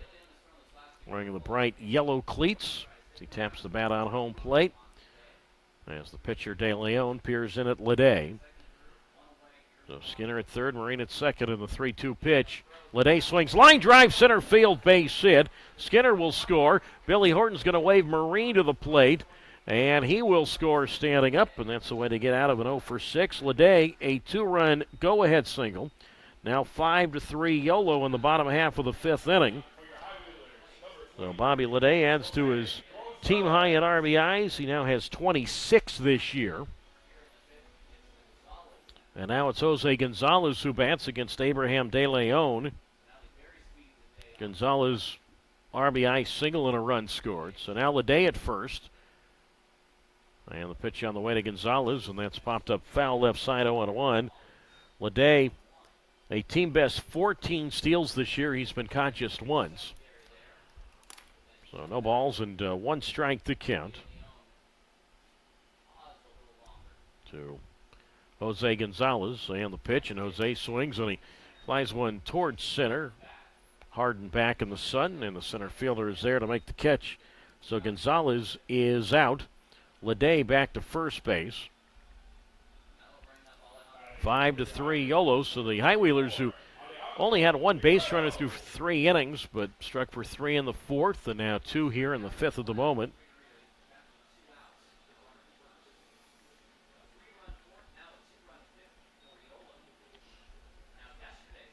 And now it's the first baseman, and Alejandro Figueredo, and he swings and he flies one high toward right field. Pretty well struck. Davis is back, and so is this baseball. 2-run homer, his first in a Highwheeler uniform for Alejandro Figueredo. And now it is 7-3 YOLO. So Figueredo, who this year with Billings had 3 home runs. Now he has 4 total in the Pioneer League. So he goes the other way with a 2-run shot. Alejandro Figueredo rounds the bases for the first time in a Highwheeler uniform. So now 7-3 in favor of YOLO. And now it's Justin Kirby who walked and scored in the 4th inning. Now, I was talking to Billy Horton about Figueredo, because Billy managed Figueredo last year with Billings. And I asked Billy about Figueredo's power as Kirby takes a strike on the inside corner. And the count's of no balls and one strike. And I said, Billy, does Figueredo have power to all fields? He looked at me and goes, oh, yeah. I mean, he can hit it anywhere, any direction of the ballpark. He's got massive power to all fields. Well, he went the opposite way, and there was really no doubt about it. In a ballpark where it's not easy to homer. Pitch on the way to Kirby is outside ball one. 1 strike. 7-3 now Yolo. De Leon delivers, and that misses everybody. Pitch was up and in. Kirby, the batter, had to get out of the way of it. The catcher Lozano couldn't catch it, and the plate umpire Harrison Silverman didn't want any part of that. So the ball goes to the screen with nobody on base. So 2 balls and 1 strike to count. 7-3 now Yolo. And the pitch to Kirby, a high fastball, swing and a miss, 2-2. By the way, Figueredo, 4th home run of the year when you combine Yolo and Billings. And now 25 RBIs for him in the Pioneer League this year. His first 2 RBIs with Yolo. 2 balls, 2 strikes, 2 outs. And Kirby takes low outside ball 3. 3-2 now to Kirby. De Leon, when he pitched at Texas Southern, got to pitch in a game at Minute Maid Park where the Astros play, which is probably all of 10 minutes from the Texas Southern campus. The kick in the 3-2, and Kirby looks at strike 3 on the outside corner, and he is out. They're not going to challenge that. And Kirby down on strikes for the second time today. Once swinging, now looking. First strikeout for De Leon, but 2-run single today, 2-run homer Figueredo, 4 runs for Yolo on 4 hits. There were no errors and nobody left. We go to the 6th. It's now Yolo 7 and Oakland 3 on YouTube Live and Flow Sports.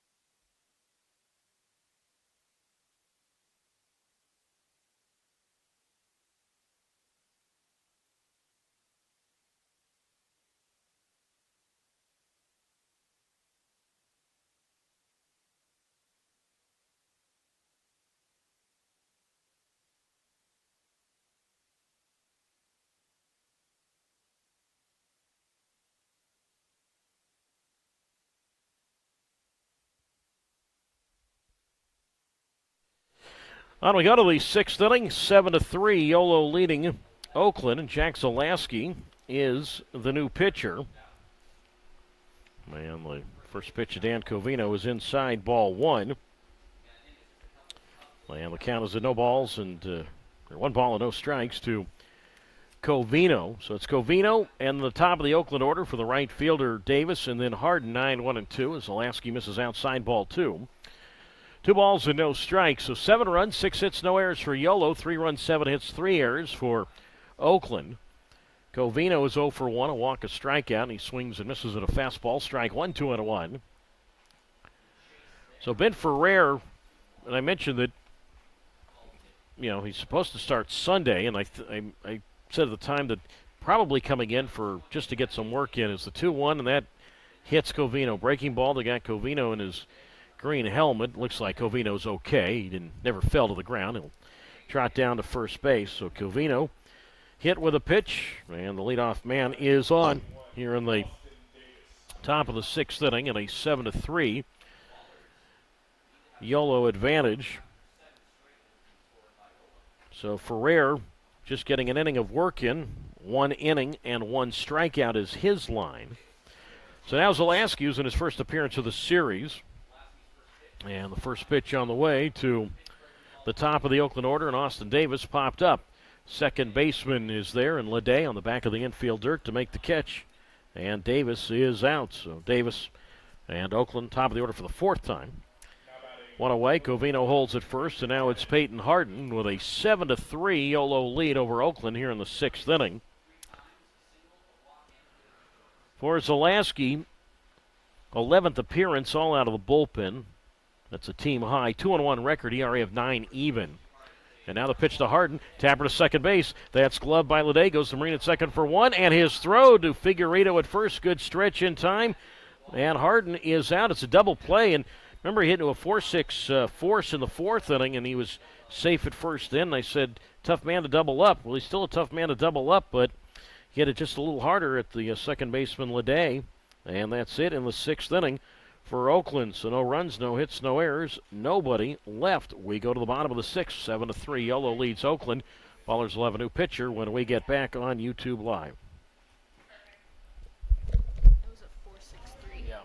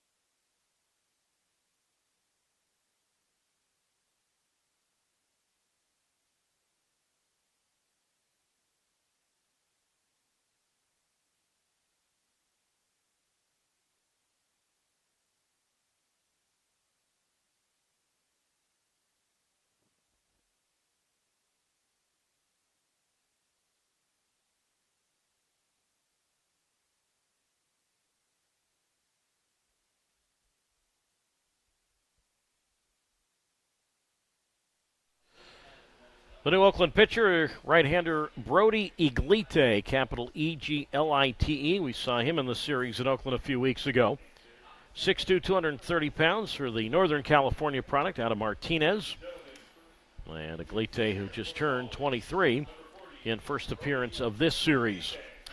Bottom third of the YOLO order as we commence the bottom of the 6th, 7-3 YOLO. So Smith, Banks, and Mendoza here in the home half of the 6th. Tanner Smith tied the game in the 4th inning at 3 with a 2-run, 2-out double. So now Brody Iglite, who went to school at San Francisco State, comes set. And now the pitch on the way to Smith. Inside ball, 1-0. 7 runs, 7 hits, no errors for YOLO. 3 runs, 7 hits, and 3 errors for Oakland. So again, YOLO only had 1 base runner through 3 innings, and then things switched midway through. 3 in the 4th, 4 in the 5th. Smith swings, taps this one to the right side. To his right, the first baseman Martinez. Underhand toss to the pitcher Iglite covering. And Smith is out, 1 down. And now Kirkland Banks will come up with a 7-3 advantage for the Yolo High Wheelers. For Abraham De Leon, the second Oakland pitcher, 1 inning, 3 hits, 4 runs all earned. No walks, 1 strikeout allowed, 1 home run. Now it's Kirkland Banks to face Iglite. Kirkland is 0 for 2. He has struck out swinging, grounded to second. And the pitch from Iglite, breaking ball, drops it nicely for a strike on the inside corner. No balls and 1 strike from Iglite. Ready to go in the 0-1, and Banks a big swing and a miss, strike 2, 0-2. Iglite this year, 1-0. 5th appearance all out of the bullpen. His ERA is at 10.29 for Iglite, who's in his first pro season. No balls, 2 strikes.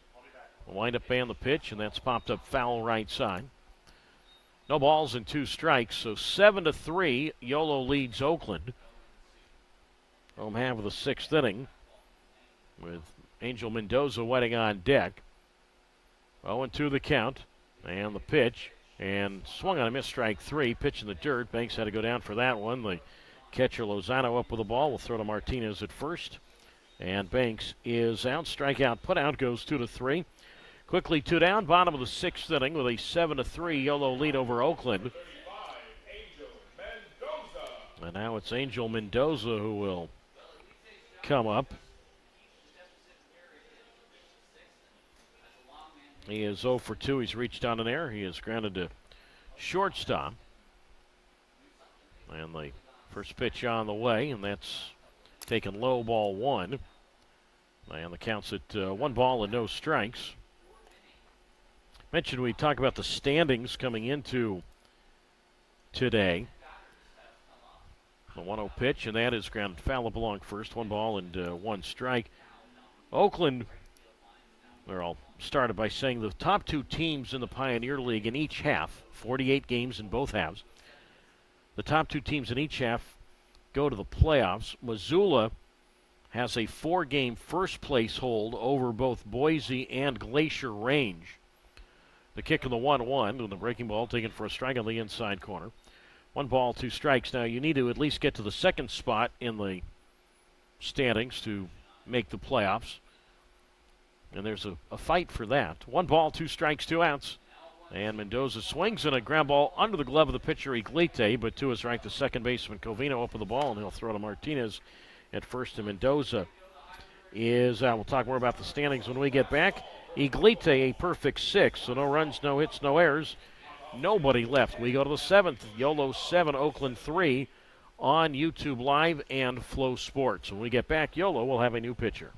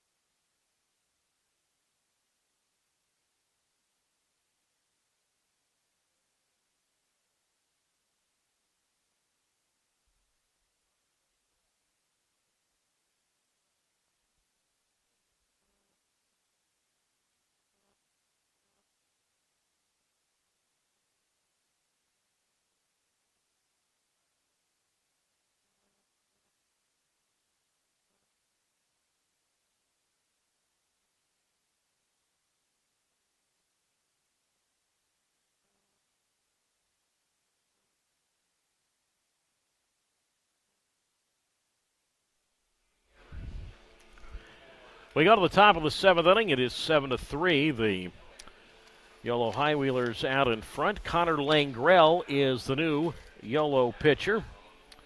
So Jack Zalaski worked a very quick inning. He hit a batter, but got out of it with a double play. So Zalaski 1 inning and 1 hit batter, and that is his line. So now Connor Langrell, who's done an outstanding job so far through almost the first month of this year for Yolo. He comes on to do the pitching. His ERA is at 0.63, a 1-0 record, 11th appearance all out of the bullpen.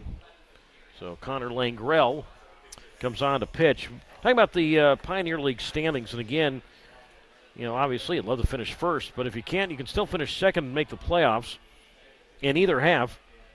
So Missoula, a 20-6 start this year, a 4-game lead over Boise and a 4-game lead over Glacier Range. But you have Northern Colorado and Oakland just 1 back of that second playoff spot. Billings 2 back, and Yolo 2.5 back of second place. So playoffs still very much in option for Yolo as well as several other teams. Dondre Hubbard leads it off, and Connor Langrell delivers. And Hubbard swings and chops this one to third. Snagged by Banks, 1 big hop, and he'll throw on to Figueredo at first, and Hubbard is out. So just what Langrell wanted, a first pitch out. 1 down, 7-3 Yolo. Top half of the 7th against Langrell, capital Langrell. Connor, 6'4", 230 pounds. 22 years old, originally from the Tampa area. So now it's Halsema, who's 1 for 2, single and a run scored. And he looks at a strike on the inside corner. No balls and a strike from Langrell, who features a 4-2 seam fastball, a cutter, a curveball, and a changeup. He delivers the 0-1, and that's inside ball 1 from Langrell. 1 ball and 1 strike. So first appearance in this series for Langrell, who last worked on June 16th at Northern Colorado and got the win in that game. His lone win this year, the 1-1, and that's hit high in the air, foul right side. 1 ball, 2 strikes, and a 7-3 Yolo lead over Oakland. Top of the 7th. Langrell in that game at Northern Colorado, that was last Sunday. Worked an inning and 2/3, allowed a hit. And over his last 10 games, he's only allowed 1 run. So I mentioned his ERA this year, 0.63. The 1-2 pitch, breaking ball, strike 3 called, outside corner. And Halsema is out, and that's the first strikeout for Langrell. Quickly 2 down, top of the 7th. 7-3, Yolo leading Oakland. And now Noah Martinez digs in to face Langrell. A game in Birmingham, Giants and Cardinals at Rickwood Field, top of the 6th inning. Again, the Cardinals are the home team in that one, and St. Louis is up 6-3, top half of the 6th. Martinez has walked all 3 times he's been up. He's also scored a run and takes a strike on the outside corner. No balls and a strike. Elliot Ramos, the Giant 3-run homer, that was in the 3rd inning, his 10th of the year. No balls and a strike. And the pitch, and that's low and in, ball 1. 1 ball, 1 strike. But the Cardinals have a home run from Brendan Donovan, his 7th. That was in the 1st inning. But what a thrill to be in that game, I think, for everybody.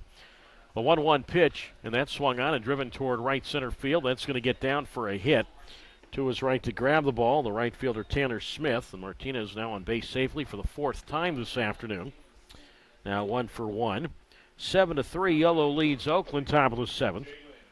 And now the designated hitter, Jalen Smith, digs in. And again, the 2 teams paying homage to the Negro Leagues. The Giants wearing the San Francisco Sea Lions uniforms, and then the St. Louis Stars, former Negro League team. Cardinals representing that era. Now it's Smith who pops one up foul right side, strike 1. And the count is at no balls and 1 strike. So you had back in the day the San Francisco Seals, and then you also had the San Francisco Sea Lions, who were only around for 1 season. 1946, the 0-1 pitch, swing and a miss to the breaking ball, strike 2. No balls and 2 strikes. So they were in the West Coast Negro League. So it wasn't just in the South or in the East that they had the Negro Leagues. The 0-2 pitch, low ball 1. 1 ball and 2 strikes. And teams that were in that league in 1946, the LA White Sox, the Oakland Larks, who played at Oakland Park, and the Portland Rosebuds. the Seattle Steelheads, and a team that started in Fresno and then went on to play in San Diego, the Fresno San Diego Tigers. Swinging a fly ball here by Smith, and in comes Justin Kirby to make the catch. And Jalen Smith flies out to left for the third time this afternoon, now 1 for 4. No runs, a hit, no errors, and a man left. Stretch time on this Thursday afternoon from Davis with the score Yolo 7, Oakland 3 on YouTube Live and Flow Sports.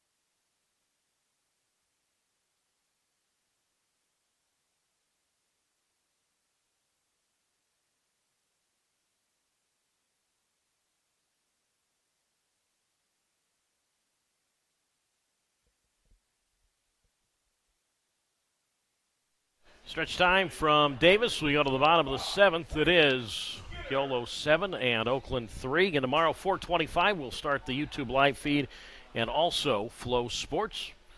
Look forward to having you join us. Braylon Skinner leads it off, top of the Yolo order for the fourth time. Skinner, Marine, and Lede to face Iglite, Brody Iglite, whose first pitch to Braylon Skinner is called strike one on the outside corner, 0-1. 7 runs, 7 hits, no errors for Yolo. 3 runs, 8 hits, 3 errors for Oakland. Skinner an infield single, and then a run scored in that 4-run fifth. The 0-1, and he takes outside for a ball. 1-1. Talking last inning about the Giants and Cardinals representing the Negro Leagues tonight in the game at Rickwood Field. The Giants wearing the San Francisco Sea Lions uniforms, a team that existed for 1 year, 1946. Swing, ground ball, second base, right at Covino, and he will throw to Martinez at first, and Skinner is out now, 1 for 4, 1 down, and now Braylon Marine comes up.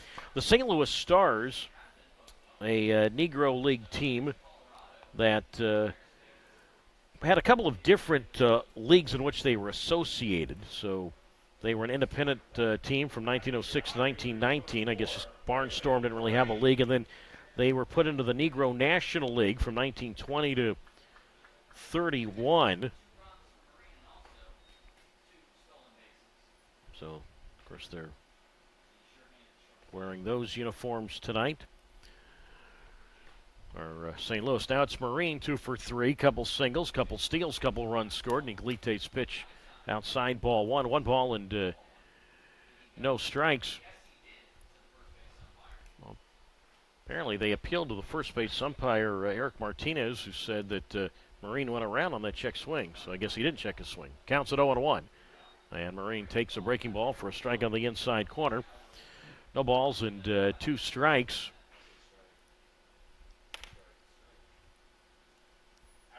So they count as it no balls and 2 strikes the count.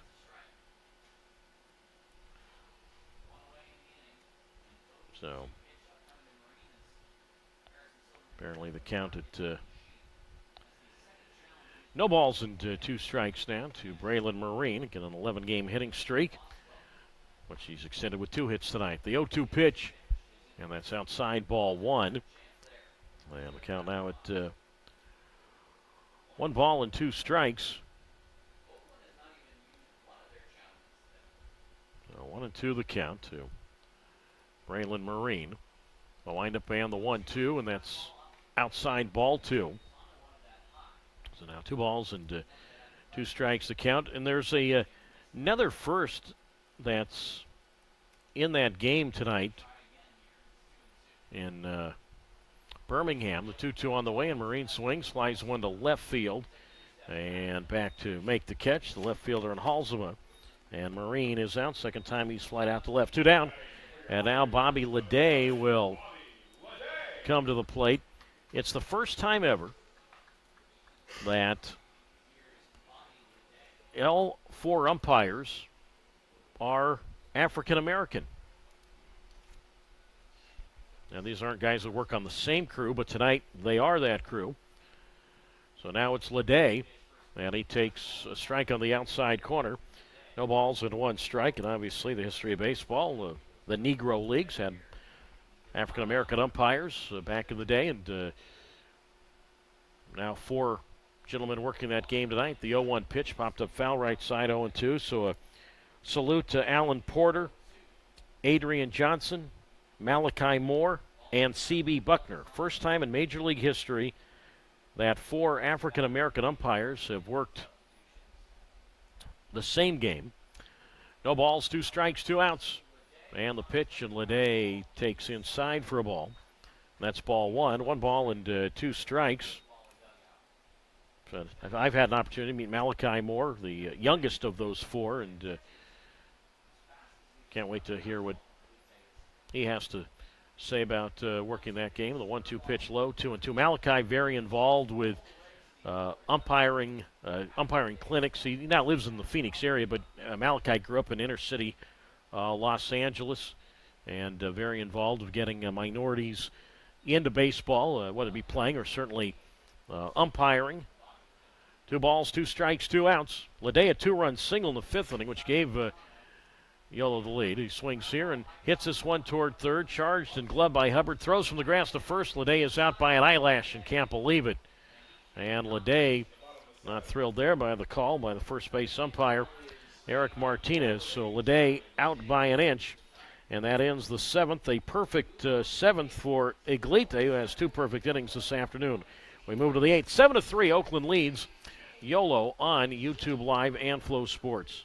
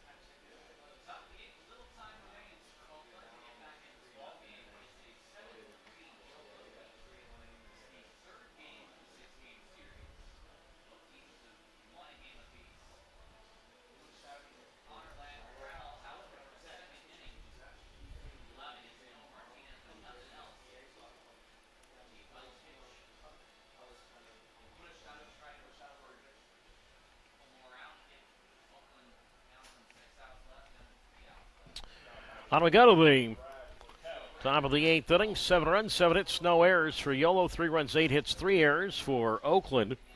And Brad Burkell to lead it off. It'll be Burkell, Lozano, and Covino to face Connor Langrell, who had a scoreless 7th inning. And the first pitch to Dan Covino popped up foul left side, strike 1. Well, the count is no balls and one strike. Doug Greenwald with you on Flow Sports and YouTube Live.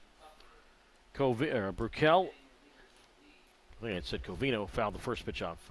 Covino due to bat third in the inning. Burkell, a pop-up foul, left side, strike two.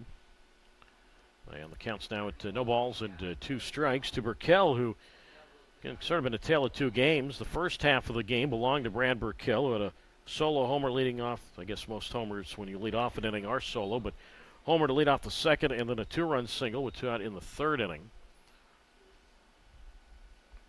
So no balls and two strikes the count to Burkell, who swings and misses strike three. Pitch down and in, and he is down on strikes.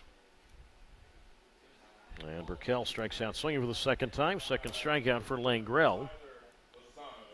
And now Tyler Lozano will come to the plate. He is 0 for 2 with a walk.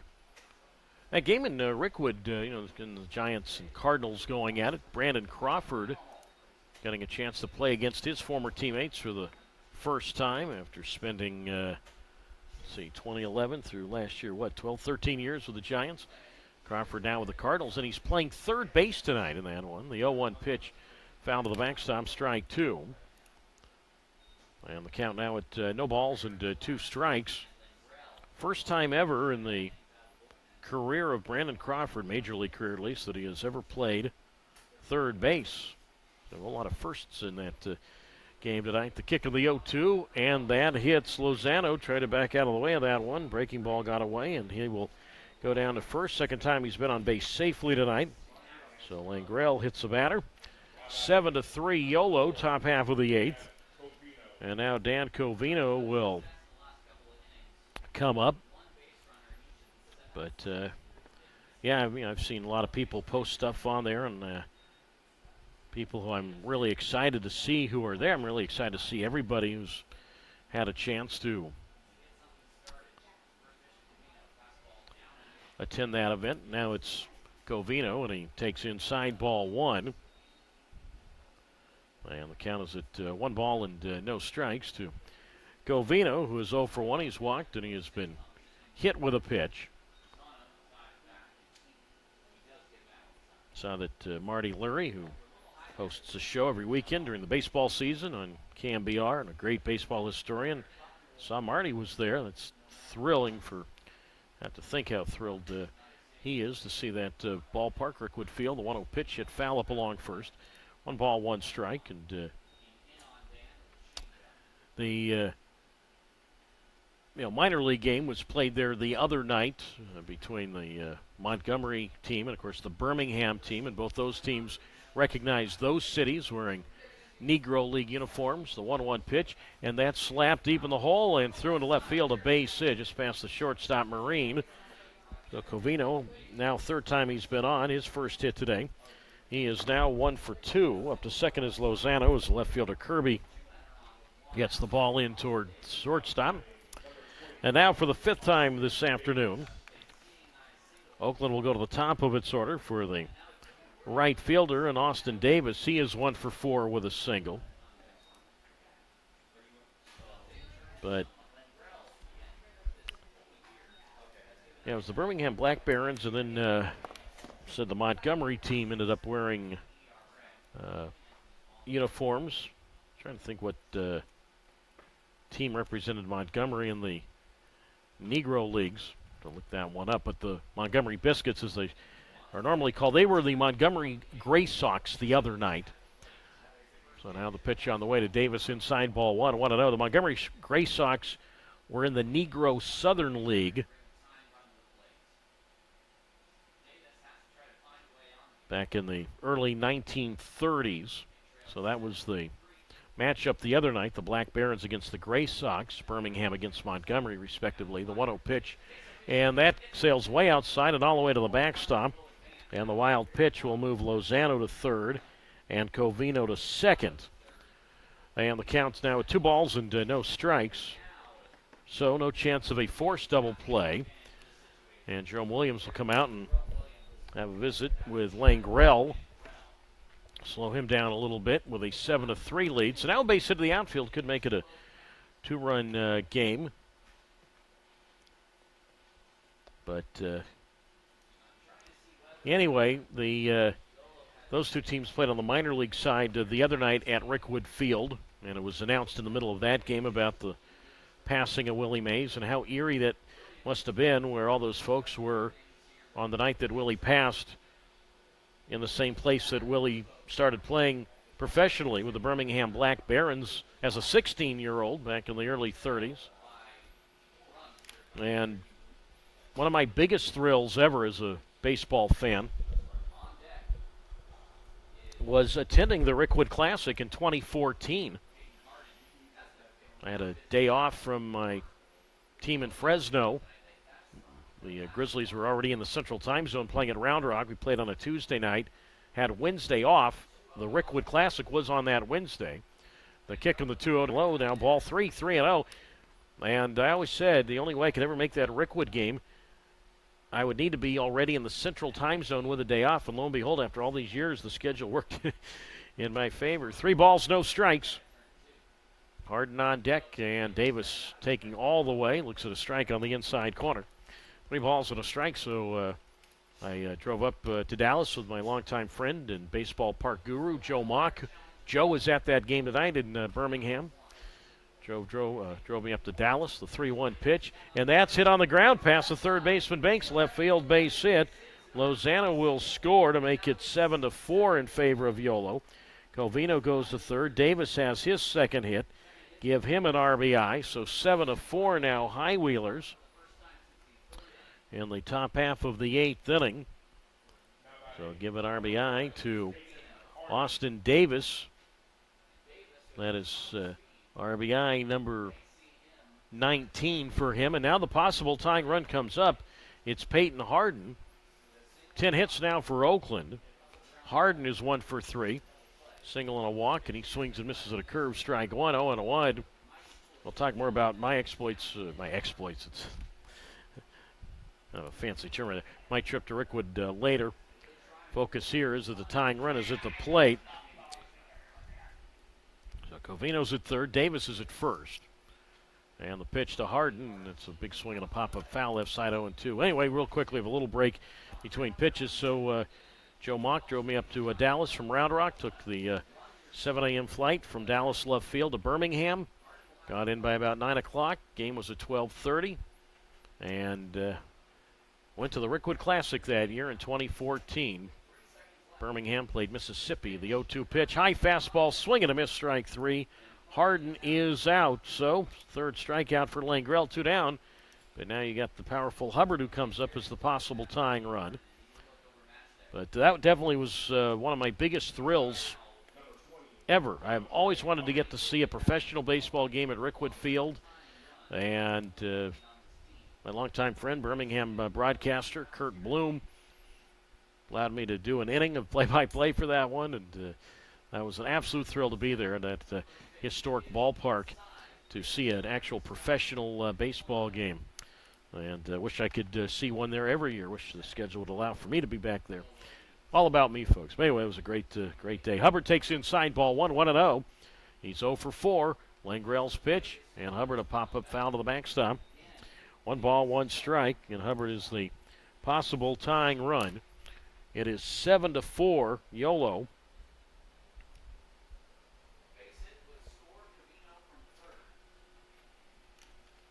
Top half of the 8th inning. Shade in deep right field right now. The kick of the 1-1, and Hubbard is swinging a miss. High fastball, trying to tie it up there. And the count now at 1 ball and 2 strikes from Langrell. Now, Langrell worked June 8th at Oakland. 1 ball, 2 strike pitch, taken low outside, and now taken off for second, and out with a dive there is Davis. Covino was going to score if Davis had been safe. Instead, it is an out. 2-4 on the caught stealing. The second baseman, Leday, taking the throw from the catcher, Mendoza, and Austin Davis is out trying to steal And Davis, that is the third time he's been caught stealing this year. And the damage limited to just one run. Boy, if he had been safe, another run would have been in, and who knows where that inning goes with Hubbard up there. One run instead. We're 2 hits. There were no errors and a man left. J.P. Gates will be the new Oakland pitcher when we get back. We go to the bottom of the 8th, 7-4. Yolo out in front over Oakland on YouTube Live and Flow Sports.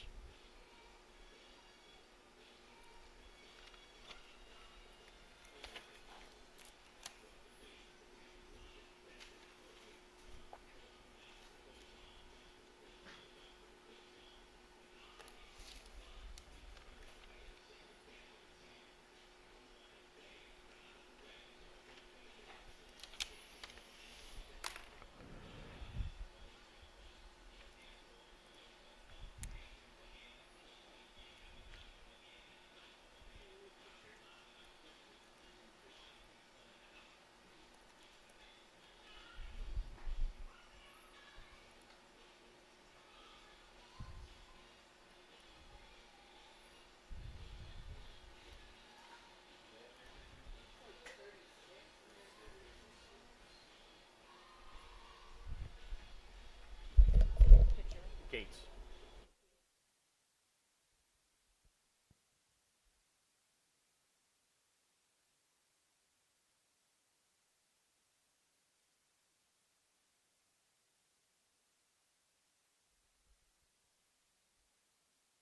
To the bottom half of inning number 8. 7 runs, 7 hits, and no errors for Yolo. 4 runs, 10 hits, and 3 errors for Oakland. And J.P. Gates, who we have seen as a first baseman / DH in this series, now we get to see him. He's a two-way player. We get to see him make his first professional pitching appearance. Brody Aglite for Oakland, 2 perfect innings with 1 strikeout. So it'll be Jose Gonzalez to lead it off, facing J.P. Gates, left-handed pitcher, and the first pitch is fouled to the backstop, strike 1. And the count's no balls and 1 strike. So 7-4 Yolo. Bottom half of the 8th inning. Gonzalez, Figueiredo, and Kirby, middle third of the order to face Gates, who works on the third base side of the rubber and pours in a breaking ball for a strike on the inside corner, 0-2. So Gates, as a pitcher with the University of Tampa this year, 11 games out of the bullpen, 0.51 ERA. That's the 0-2 pitch, and that's lined to first. Ball knocked down by the first baseman Martinez, recovers, and he flips to the pitcher Gates covering, and Gonzalez is out. Nice play there by Martinez. I say knocked it down, really deflected it up. I had it going one direction, really went up. He had his glove on the ball, and the ball kind of popped up, but he stayed with it, and good hustle by the pitcher Gates to get over and cover first. So 3-1 on the play there. And that's the first out in the home half of the 8th inning. And now it's Figueiredo who digs in. He is 1 for 3. His first home run is a high wheeler, a 2-run clout in the 5th.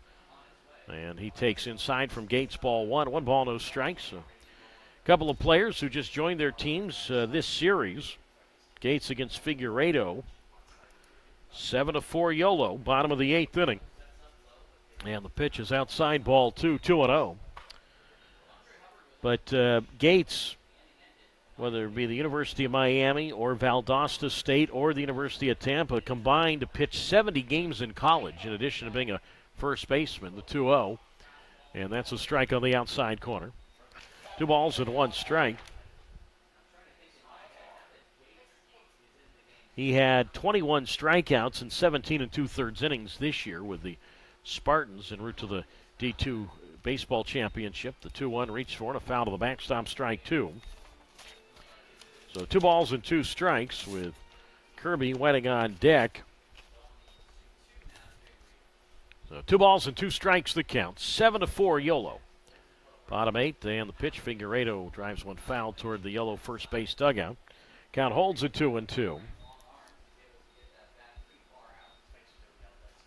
Figueiredo, his home run went to right field in the bottom half of the 5th inning. So 2 balls and 2 strikes to count with 1 out. And Gates again, third base side of the rubber. The Brooksville, Florida product delivers, and Figueiredo takes outside 3-2. Gates 6'2", 230 pounds. 24 years old from Brooksville, Florida. That's on the west coast of Florida, north of the Tampa area.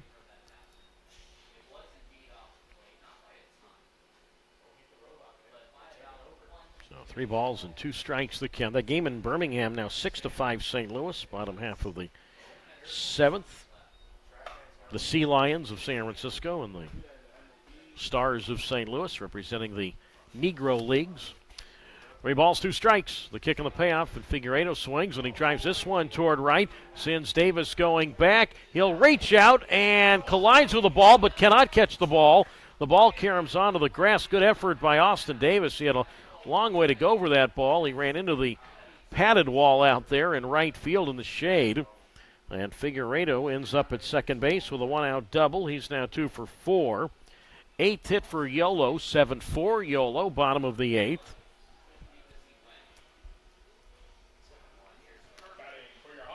And now we'll see if there's a pinch runner for Figueiredo. Billy Horton, the manager from the third base coach's box, will yell toward the, point. I don't mean to be mean. I don't know if he's yelling, but he's pointing toward the Yolo dugout. I'm going to guess Kyle Guerra will be the pinch runner here, and yes, he will. It's been his role quite a bit this year. And then I have to think Figueiredo will come back into play first base come the 9th inning. So Guerra, who we saw as a pitcher yesterday in the 9th inning, the first high wheeler position player to pitch this year. So Guerra to pinch run at second. So he is at second with 1 out, and now it's Kirby who's 0 for 2, a walk and a run scored, and Justin looks outside from Gates, ball 1. And the count's at 1 ball and no strikes to Kirby. Gates, all of his appearances with the University of Tampa, pitching appearances, were out of the bullpen. 1 ball, no strikes. Outfield in a few steps as Kirby takes up and away ball 2 from Gates.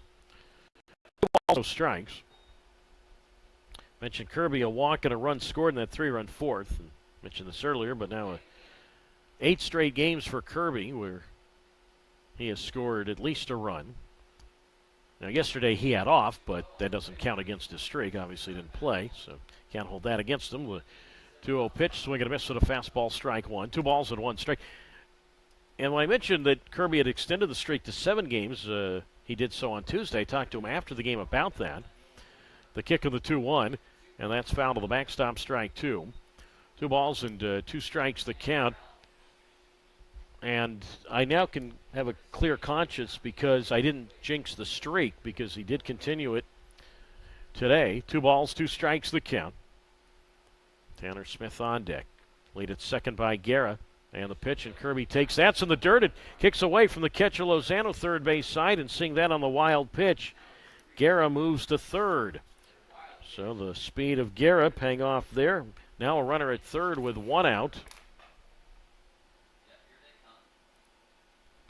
Now this will force the infield to come in. And the 3-2 pitch to Kirby, and that's fly toward right field. Back is Davis to his left to make the catch in fair territory across the line, but Guerra will tag from third, essentially can crawl home. And he will score easily standing up.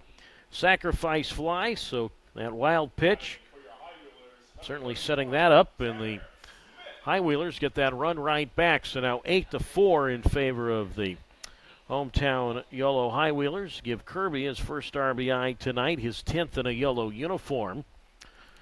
Nice job of situation hitting there. Now it's Tanner Smith, and he takes inside ball 1. 1 ball and no strikes the count. Anyway, so Kirby, when I mentioned that he had scored a run in 7 straight games, he asked me, he says, well, what's the major league record?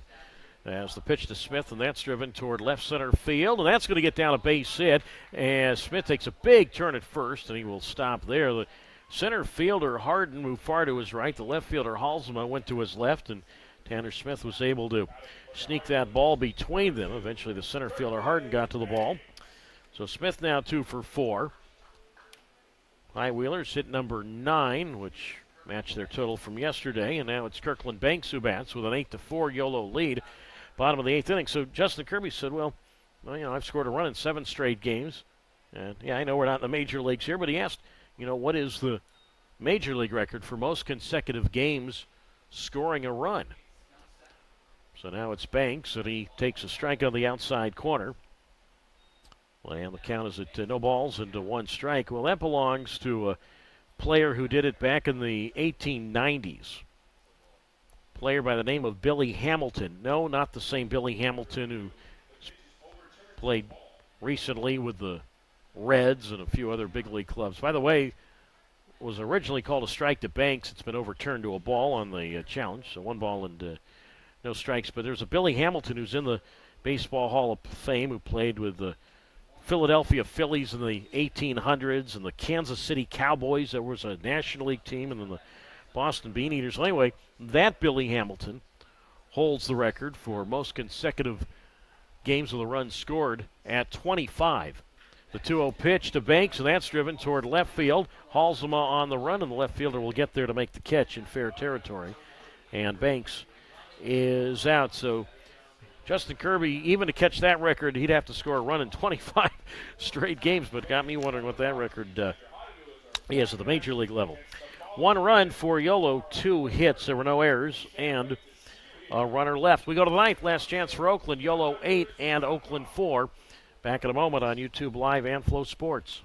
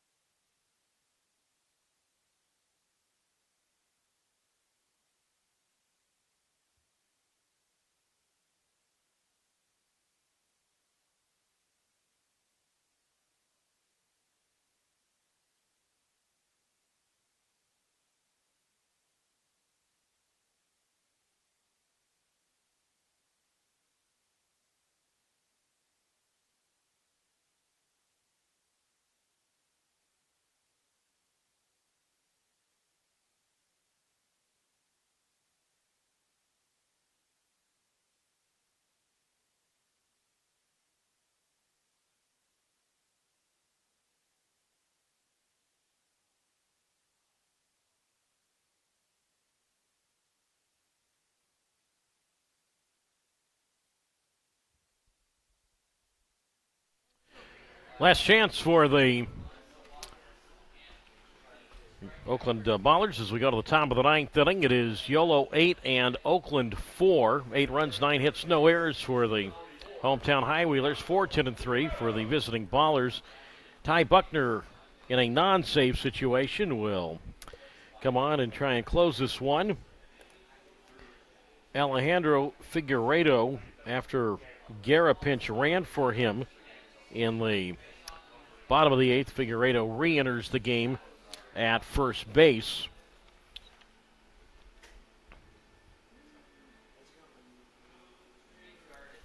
So on to the 9th inning we go. Tyler Langrell for a Yellow lasted 2 innings, gave up 3 hits, 1 run earned, no walks. He struck out 3, hit a batter, and offered a wild pitch.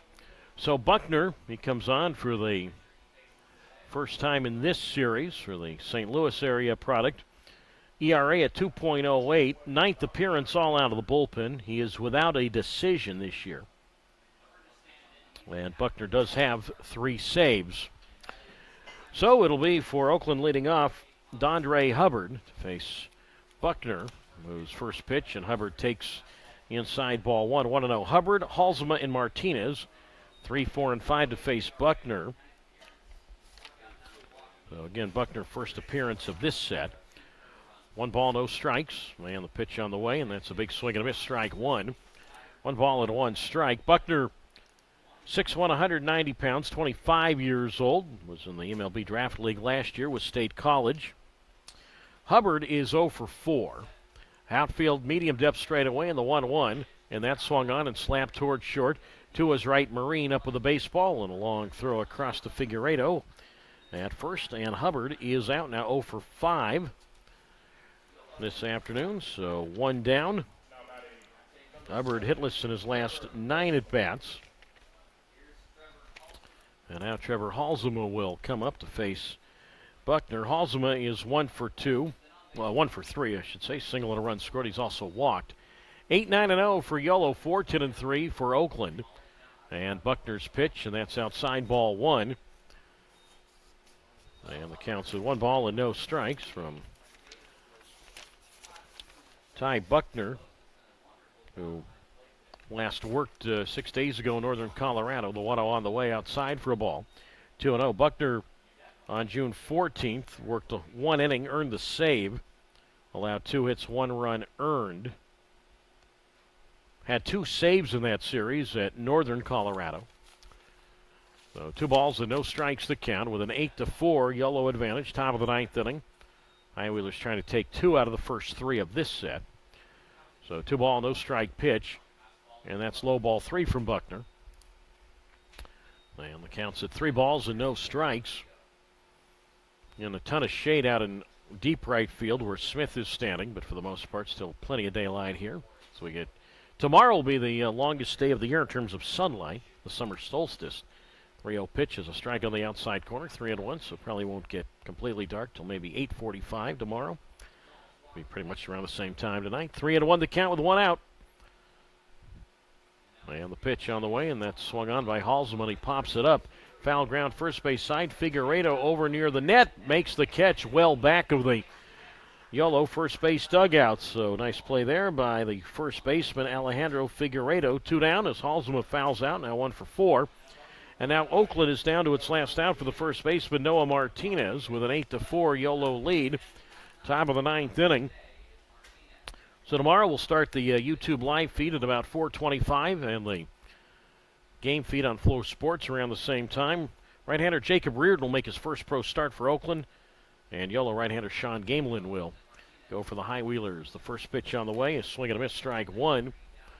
And the count's at no balls and 1 strike to Martinez, who's 1 for 1, and he's been on base safely 4 times, 3 walks, a single, and a run scored. The 0-1 pitch, Noah fouls one at the plate, strike 2. No balls and 2 strikes. Might have got the right knee of Martinez exposed to the pitcher for a left-handed batter. So no balls and 2 strikes to count with an 8-4 advantage for Yolo. And now Oakland down to its last strike. So Yolo coming in tonight, it's 1 for out of its last 5 games. Yolo lost last night, which snapped a 4-game winning streak, but Yolo on the precipice of a victory tonight. A game in which they were down 3-0 going to the 4th, but Yolo struck for 3 in the 4th and 4 in the 5th and a run in the 8th. Oakland a run in the 2nd, 2 in the 3rd, and 1 in the 8th. And again, Oakland down to its last strike. And the 0-2 pitch. And Martinez a high pop-up foul left side. And we'll try it again at 0-2. To the big first baseman and Martinez, 6'5", 235-pound, 25-year-old from Connecticut, from the state of Connecticut, not the university. The 0-2, and he swings and he flies this one to center field. Skinner in the sun in a handful of steps. Braylon's there. He's got it, and that concludes matters here this afternoon as the Yolo High-Wheelers win this one by a count of 8-4. So here in the 9th inning for Oakland, no runs, no hits, no errors, and nobody left. Final score here this afternoon, Yolo 8 and Oakland 4. I will be back with the final totals in a moment.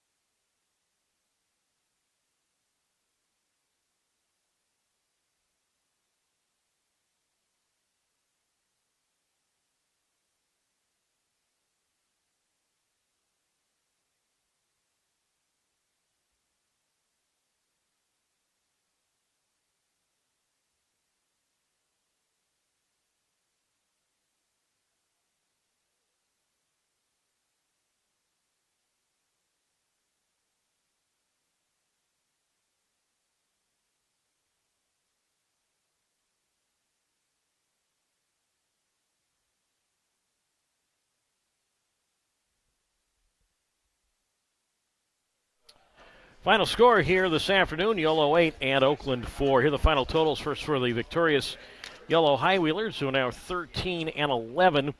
8 runs, 9 hits, no errors, and 3 left.